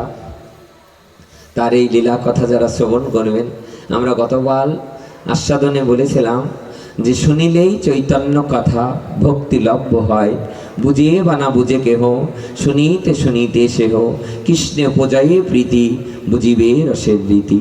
আরেকটি ছোট্ট প্রসঙ্গ, এটা বলেই আমরা পাঠ বিশ্রাম রাখি। কত কত লীলা, কত কত কথা অমৃত আছে, যেগুলো শুনলে দেখবেন একেবারে হৃদয় স্পর্শ করে যায়। কত কথা শ্রবণে কল্যাণ হয়, এগুলো শ্রবণ করতে হয়। শ্রবণম মঙ্গলম, শ্রবণ করলেই মঙ্গল হবে। জানো মা, সেদিন বাসুদেবকে যে তার ছোট ভাই বলেছিলেন, দাদা বাসুদেবকে যে বললেন দাদা চলো না একটু বৃন্দাবন থেকে নবদ্বীপ থেকে ঘুরে আসি, চলো না একটু সংসার ছেড়ে একটু বৃন্দাবনে যায়। দাদা বললেন যে, বাসুদেব বললেন বৃন্দাবনে যে যাব, তোর হ্যাঁ আমার ঘরে দেখ কত সুন্দর স্ত্রী, তোর বৌদি কত সুন্দর, আমার ছেলে দুটোর দিকে তাকা, তাদের রেজাল্ট লেখাপড়া কত ভালো, ওদেরকে ছেড়ে আমার বৃন্দাবনে যাওয়া এখন সম্ভব না। যেই বললেন ছোট ভাই বৃন্দাবনে গেলেন, কিন্তু বড় ভাই বললেন আমার বউকে ছেড়ে ছেলে মেয়েকে ছেড়ে এখন আমার বৃন্দাবনে যাওয়া সম্ভব নয়। যেই মাত্র বললেন, বলার সাথে সাথে বলবার সাথে সাথে দুদিন যেতে না যেতে হঠাৎ করেই দেখে তার অঙ্গে, তার অঙ্গের দিকে তাকিয়ে দেখেন যে একটা দেখে মনে হচ্ছে যেন কুষ্ঠ যেমন হয় না, চিকেন পক্স হয়, ওই রকম কুষ্ঠবিপ্র দেখছেন যে তার অঙ্গে যেন একটা কুষ্ঠ হয়েছে। স্ত্রীকে যে দেখাচ্ছেন, সুন্দরী স্ত্রীকে যে দেখাচ্ছেন, দেখো না আমার অঙ্গে কি হয়েছে, এটা কি দেখো তো। স্ত্রী বলছে মা এই কি, আপনার অঙ্গে তো দেখছি কুষ্ঠ। তখনকার সময় কুষ্ঠের খুব একটা ভালো চিকিৎসা ছিল না। কুষ্ঠ হলে অনেক লোক মারা যেত, ছোঁয়াচে রোগ তো। এই দেখেই স্ত্রী একেবারেই ছেলে দুটোকে নিয়ে সন্ধ্যার সময় মিটিং বসালো ঘরের ভিতরে। দুই পুত্র আর স্ত্রী তিনজনে মিলে আলোচনা করছে যে তোর বাবার সঙ্গে আর এক ঘরে থাকা আমাদের সম্ভব নয়। এই কথা আলোচনা করছে, তোর বাবার সঙ্গে এখন আর এক ঘরে থাকা, এই পাশের ঘরের থেকে বসে বসে এই যে বাসুদেবকে বলেছিল দাদা একটু চলো বৃন্দাবনে যায়, বাসুদেব পাশের ঘরে থেকে এই কথা শুনছে আর মনে মনে চিন্তা করছে যে এই আমার ঘর, এই আমার সংসার, যে সংসারের জন্য ছোট ভাই কত অনুরোধ করলো যে দাদা চলো একটু বৃন্দাবন থেকে ঘুরে আসি। এই ঘর সংসারের জন্য আমি বৃন্দাবনে গেলাম না, যে সামান্য একটা পক্সের এখনো উঠে পারে নাই, একটা মাত্র কণা উঠেছে, তার জন্যে আমার সঙ্গে এক ঘরে তারা থাকতে পারবে না, এই আমার সংসার। এই কথা ভাবতে লাগলেন। এই কথা ভাবতে ভাবতে পরের দিন সকাল হতে না হতে 2-10টা গায়ে উঠে গেল। স্ত্রী এসে কিছু চাকর বাকরদের বললেন যে অনতি দূরে, এই একেবারে বাউন্ডারির একদম দূরে তালপাতার একটা কুড়ে ঘর করে ওই জায়গাটায় জায়গা করে দিয়ে তোরা ওখানে রেখে আয় ওনাকে। তালপাতার কুড়ে ঘর করে ওখানে টানতে টানতে যখন রেখে আসলেন, ওই জায়গায় আর দেখবে কেউ নেই যার, তুমি আছো তার। শেষ সময়ে আর মানুষ কি করে, যখন পায়খানা প্রস্রাব করে নেয় মানুষ কাপড় চোপড় ভরে, তখন দেখবে কেউ কাছে না আসলেও আপনার কি মনে হয় তাদের কোনো সেন্স থাকে না? অবশ্যই তাদের সেন্স থাকে। তখন দেখবে অনেক সময় চোখের কণা দিয়ে জল পড়ে। আমরা কাজী নজরুল ইসলামের জীবনীতে দেখেছি, উনি যত বৎসর ছিলেন, উনি যত বৎসর বোবা ছিলেন, যত বৎসর উনি প্যারালাইজড হয়েছিলেন, তত বৎসর নাকি ওনার চোখের কোণা দিয়ে টপ টপ করে জল পড়ত। এই সময় বুঝতে পারে মানুষ, কিন্তু বুঝতে পেরেও আর কিছু করার থাকে না, কারণ সংসারে বোঝা হয়ে যায় তখন যখন আর কেউ কাজ করার শক্তি যখন কারোর থাকে না। 3 দিন রান্না না করে শুয়ে থাকবে জ্বরে, দেখবে 3 দিন পরে যে বলবে যত রোগা মানুষ কি আমার ঘরেই পড়েছে।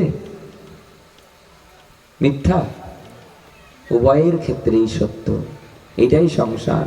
কুষ্ঠ বিপ্র বাসুদেব যেই মাত্র ধীরে ধীরে ধীরে ধীরে গা পচে যেতে লাগলো, গা পচে যেতে যেতে একসময় বল বলে ঘা পোকা হয়েছে, কিলবিল কিলবিল করছে। একটা পোকা একদিন সকালবেলায় পড়েছে নিচে, ওই পোকাটাকে আবার ঘায়ের পরে উঠাইয়ে দিলেন। পোকাটাকে ঘায়ের পরে উঠিয়ে দিয়ে উনি কৃষ্ণদাস কবিরাজ গোস্বামী পাদ চৈতন্য চরিতামৃতে কলম দিলেন। উনি বললেন যে কীড়া হইতে অঙ্গ হইতে যেই কীড়া খসিয়া পড়য়, সেই কীড়া উঠাইয়া রাখে সেই ঠায়। দুটো শব্দ আছে, একটা কয়রা পলা দীর্ঘিড় একার কীড়া, আর একটা আছে কয় দীর্ঘিড় একার কীড়া। কয় দীর্ঘিড় একার কীড়া মানে হলো পোকা, আর কয়রা পড়া দীর্ঘি কীড়া মানে হচ্ছে খেলা করা। ক্রীড়া প্রতিযোগিতা হয় না, এই ক্রীড়া কবিরাজ কৃষ্ণ গোস্বামীপাদ বলছেন অঙ্গ হইতে যেই ক্রীড়া খসিয়া পড়ায়, সেই ক্রীড়া উঠাইয়া রাখে সেই ঠাই। পৃথিবীতে এ জাতীয় ঘটনা আর আছে কিনা আমার জানা নেই। যেই পোকাগুলো খসে খসে মাটিতে পড়ছে, সঙ্গে সঙ্গে কুষ্ঠবিপ্র বাসুদেব পোকাগুলো উঠিয়ে উঠিয়ে আবার ঘাড় পরে রাখছে। পদকর্তা বলছেন তুমি পোকাগুলো আবার উঠিয়ে উঠিয়ে ঘাড় পরে কেন রাখছ? আর ওই কুষ্ঠবিপ্র বাসুদেব বলছে দেখো, এই পোকাগুলো আমার শরীরে এসেছে বলেই আজ আমি সংসার কাকে বলে এটা আমি অনুভব করতে পারছি। পোকাগুলো যদি আমার গায়ে না আসতো আমি বুঝতাম না যে সংসার কাকে বলে। তাই ওরা যেন আমাকে না ছেড়ে যায়, তাই আমি পোকাগুলো আবার গায়ের উপরে, আমি তো বাঁচবো না এটা আমি বুঝতে পেরেছি। আমার জন্য একটা ডাক্তারও নেই, আমার জন্য কোনো খাদ্যও নেই।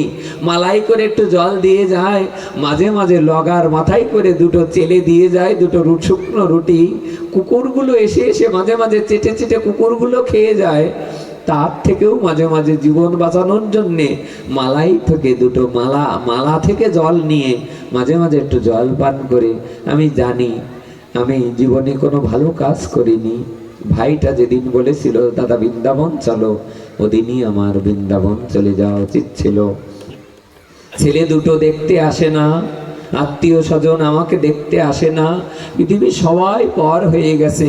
গায়ের শক্তি ধীরে ধীরে ধীরে ধীরে কমে আসছে, আর চলতে পারে না।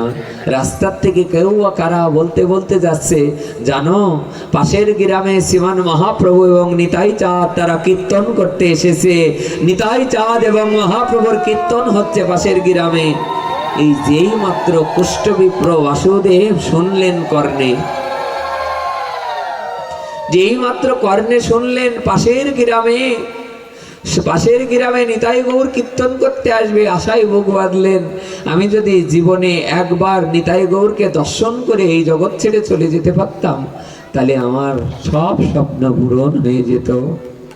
এই কথা মনে মনে, কিন্তু আমি যাব কি করে? আমাকে তো কেউ আমাকে কিছুতে কেউ নেবে না, কারণ এই পোশাক দেহ দেখলে সবাই তো ছুটে পালাবে। আর আমার স্ত্রী পুত্র তারাও আমাকে এখান থেকে বের হতে দেবে না, বলে রাতের আধারে বের হব।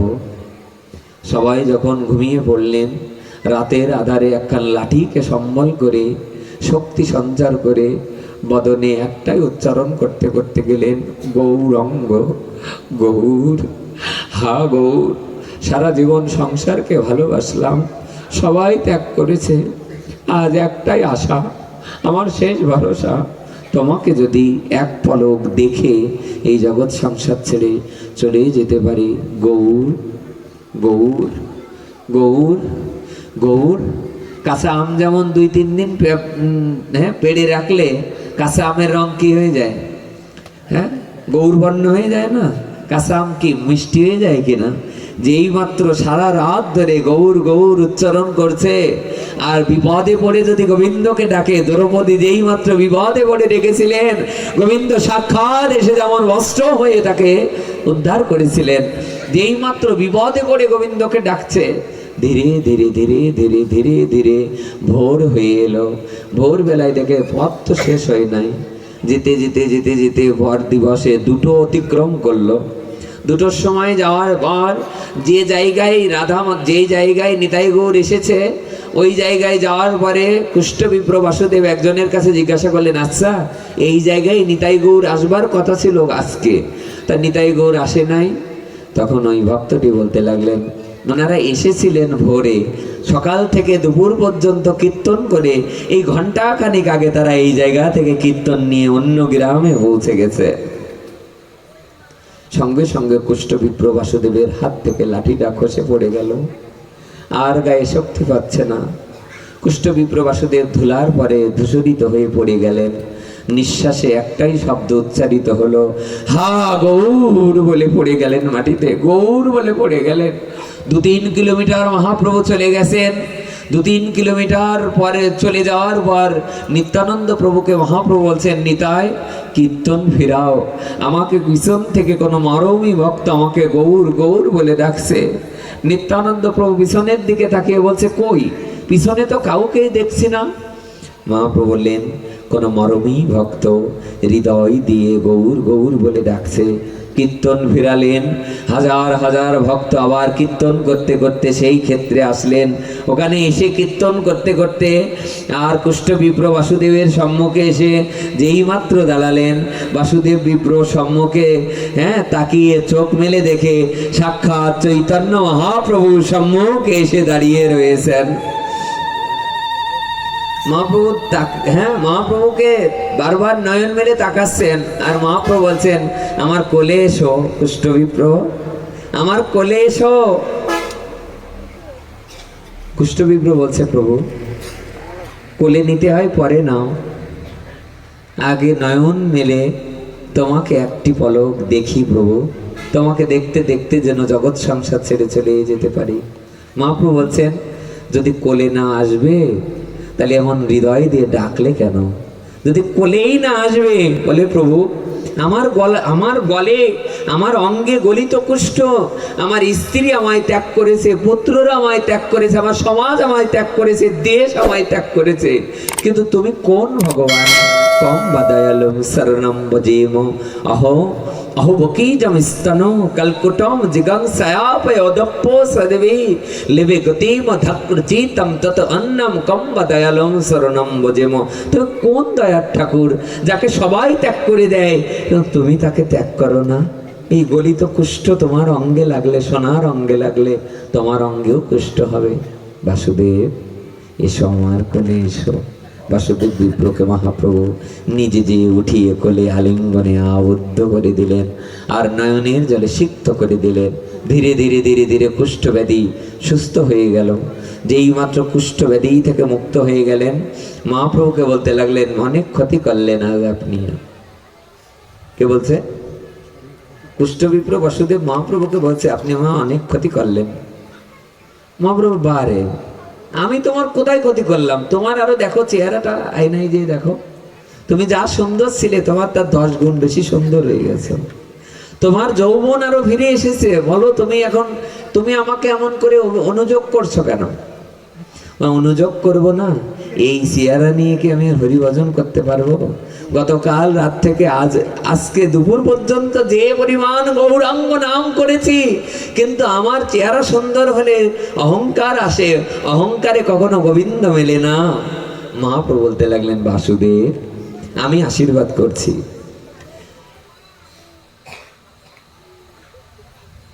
নিরন্তর করো তুমি কৃষ্ণ কৃষ্ণ নাম, তোমার কখনো হবে না অভিমান, তোমার কখনো হবে না অভিমান, নিরন্তর করো তুমি কৃষ্ণ কৃষ্ণ নাম। যেই মুখে করলে তুমি বৈষ্ণব নিন্দন, সেই মুখে করো তুমি বৈষ্ণব বন্দন। বাসুদেব, যে হ্যাঁ তুমি তোমার কখনো অভিমান হবে না, তুমি বদনে সবসময় হরে কৃষ্ণ নাম উচ্চারণ করবে।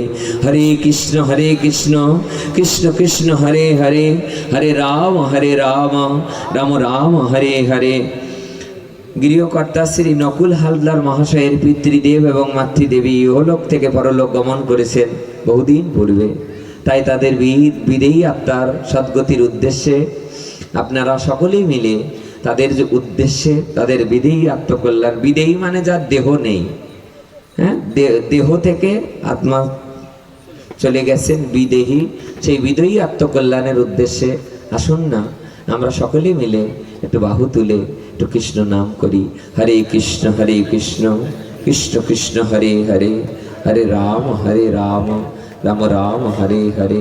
এ জন্মে নয়, জন্মে জন্মে যেন তারা সাধু সেবা দিতে পারে, যেন কৃষ্ণ প্রেম ভক্তি, নিতাই গৌরের প্রেম ভক্তি লাভ হয়।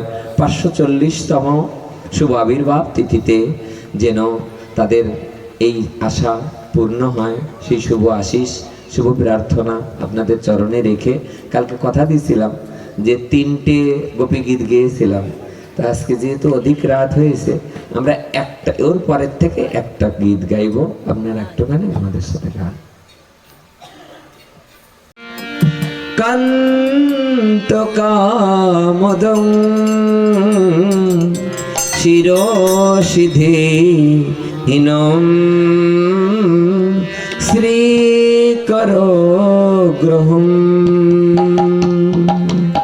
হরে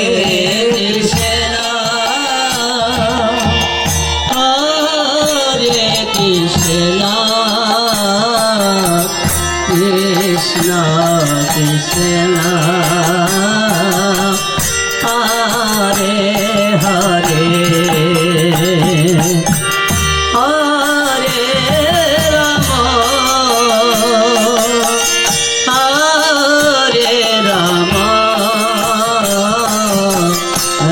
রাম রাম রাম হরে হরে। বিরচিতা ভয়ং দেশনিধুজতে চরণমে উষং সংসিতের ভয়া করশরভম কান্তকামোদম শিরোশিদে হীনম শ্রীকরো গ্রহম। হরে কৃষ্ণ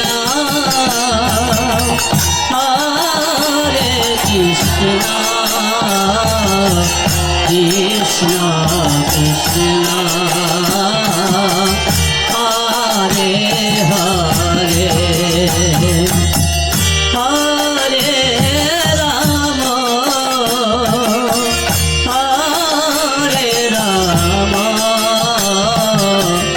রাম রাম হরে হরে। जो जानती हम वीरजोषितं निज जन समय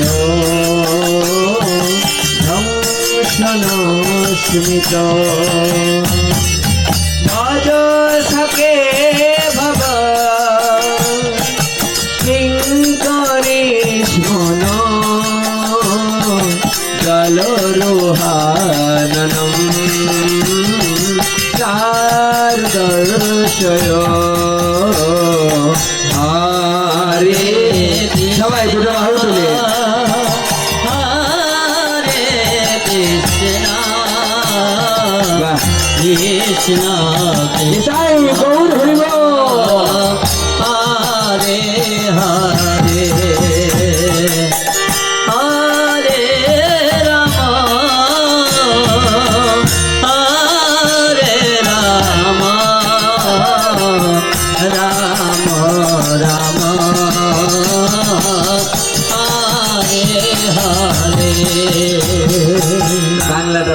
কেউ দুটো শ্লোকের বাংলা বলে। ধরনের পদ্ম আছে যে পদ্মগুলো এই সাধু সঙ্গে ফোটে, দেখবে দুটো বাহু তুলে এর মধ্যে পদ্ম দর্শন করা যায়। সবাই হাত তুললে আর সবাই দেখবে ওই ওর ভিতরে কেউ পদ্ম দর্শন করতে পারে। একটু তাকিয়ে দেখুন, সবাই হাতটা তুলুন, কত সুন্দর দেখুন। হরে কৃষ্ণ হরে কৃষ্ণ কৃষ্ণ কৃষ্ণ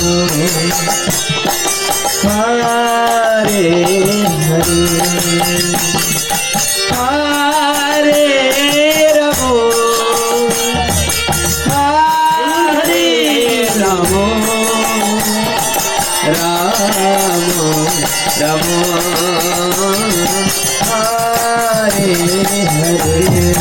সবাই হরে কৃষ্ণ হরে কৃষ্ণ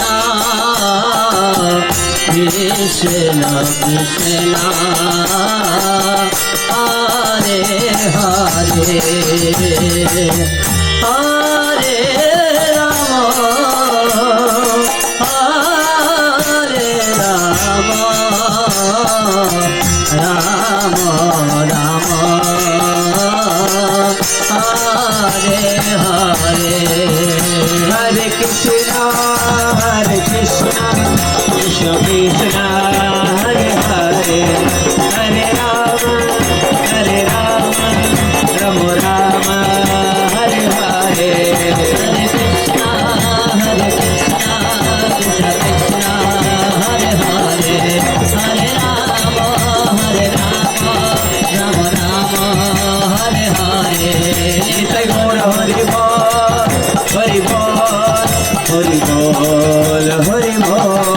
निताई गौर हरि बोल हरि बोल हरि बोल हरि बोल। বল রাধা রাধা রাধা রাধা রাধা রাধা রাধা রাধা রাধা রাধা রাধা রাধা রাধা রাধা बोल राधा राधा राधा राधा राधा राधा নিতাই গৌর হরি বল।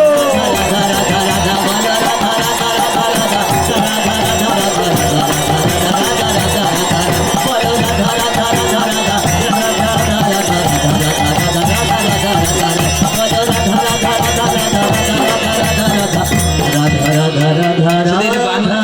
এই শ্লোকটার বাংলাটা বলছি, শোনো বলে বিশ্রাম রাখছি। দুটো কথা বলি, শোনো। আমাদের রঞ্জন দা এসছে, হাত ভাঙা তাও দেখ কথা, সে মানে না বাধা। আমার কথা শোনে যে আমার মতো হবে সে। একটা মাকে দেখছি কাঁদছে ওখানে, ওনাকে ওনার কান্না দেখে মনে হচ্ছে যেন আমার জীবন ধন্য হয়ে গেল। কি ওরকম যেন আমি কাঁদতে পারি, আশীর্বাদ করো মা। কি একটা শ্লোক, বাংলাটা শোনো। বিরচিতা ভয়ং বিষ্ণু দুর্যতে চরণ মেয় সংসিতের ভয়াত করসরোরুহাম কান্ত কামদং শিরসি ধেই ন শ্রী কর গ্রহণ। এটা আমরা উচ্চারণ করলাম। শ্লোকটার বাংলা হলো এই যে বিরচিতা ভয়ং বিষ্ণু ধুর্যতে। হে বিষ্ণু, বিষ্ণু মানে হলো যদুকুল তিলক, মানে যদু বংশে তোমার জন্ম হয়েছে। হে ভগবান, হে হে আমার কৃষ্ণ ভগবান, যদুকুলে তোমার জন্ম। বিরচিতা ভয়ং বিষ্ণু ধুর্যতে চরণ মেয় সংসিতের ভয়া। বলে এই সংসার চক্রে ঘুরতে ঘুরতে সংসিতের ভয়াত, সং মানে সংসার, সংসিতের ভয়াত, ভয়াত মানে ভয়। বলে এই সংসার করতে করতে যদি কেউ ভয় পেয়ে তোমার চরণে আসে, তাকে কি তুমি কৃপা করবে না গোবিন্দ? তুমি কি তার তোমার এই হাতটা, তোমার এই পদ্মহস্ত কমল হাতটা তার মাথায় দেবে না? গোবিন্দ বললেন, সারা জীবন নিজের সংসার করার পরেও যদি কোনো না কোনো দিন ভুল বুঝতে পেরে সংসার ভোগ করার পরেও যদি আমার চরণে ঐকান্তিকভাবে আশ্রয় করে, আমিও তাকে কমলা লাঞ্ছিত সেই হাত আমি তার। গৌর হরি বল। এর এক একটা শ্লোক তো শ্লোক না, গোপী গীত তো কোনো গীত নয়, গান নয়, এটা গোপীদের কান্না, গোপীদের কান্না। দেখবে অনেকেই আছে দেখো কাঁদছে, আমার মনে হয় তাদের কাছে যদি জিজ্ঞাসা করা হয় তোমরা কাঁদছো কেন, আমাকে এক মা একদিন উত্তর দিলেন, বাবা ওই গোলক বৃন্দাবনে যাওয়ার শক্তি তো আমার এ জন্মে হবে না, তবে এই বৃন্দাবনে এসে যে এই কীর্তন শুনলাম এই জন্যে আমার চোখে জল আসছে।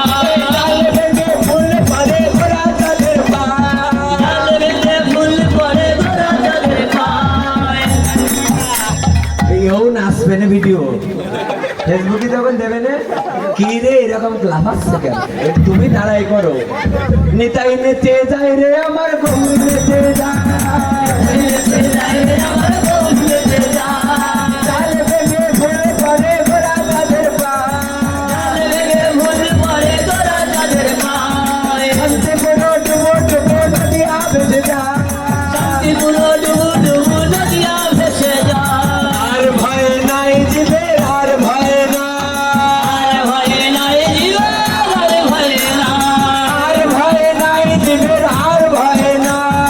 আর ভয় নাই দিবে আর ভয় না পতিত বাবর প্রেম দাতা হৃদয় এসেছে পতিতেরই কোলে নিতে হৃদয় এসেছে হৃদয় নেচে যায় রে আমার গৌর নেচে যায় নেচে যায় রে আমার গৌর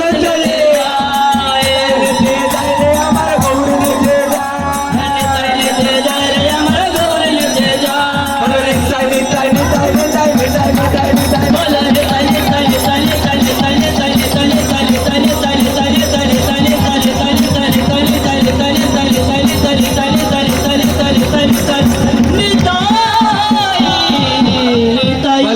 চাঁদ কে ও সুন্দর কে আর 10 সেকেন্ড আছে সবাই মিলে গাবে হরি নাম হাত তুলবে দোলাবে হাত হরে কৃষ্ণ কৃষ্ণ কৃষ্ণ হরে হরে হরে রাম রাম রাম হরে হরে কৃষ্ণ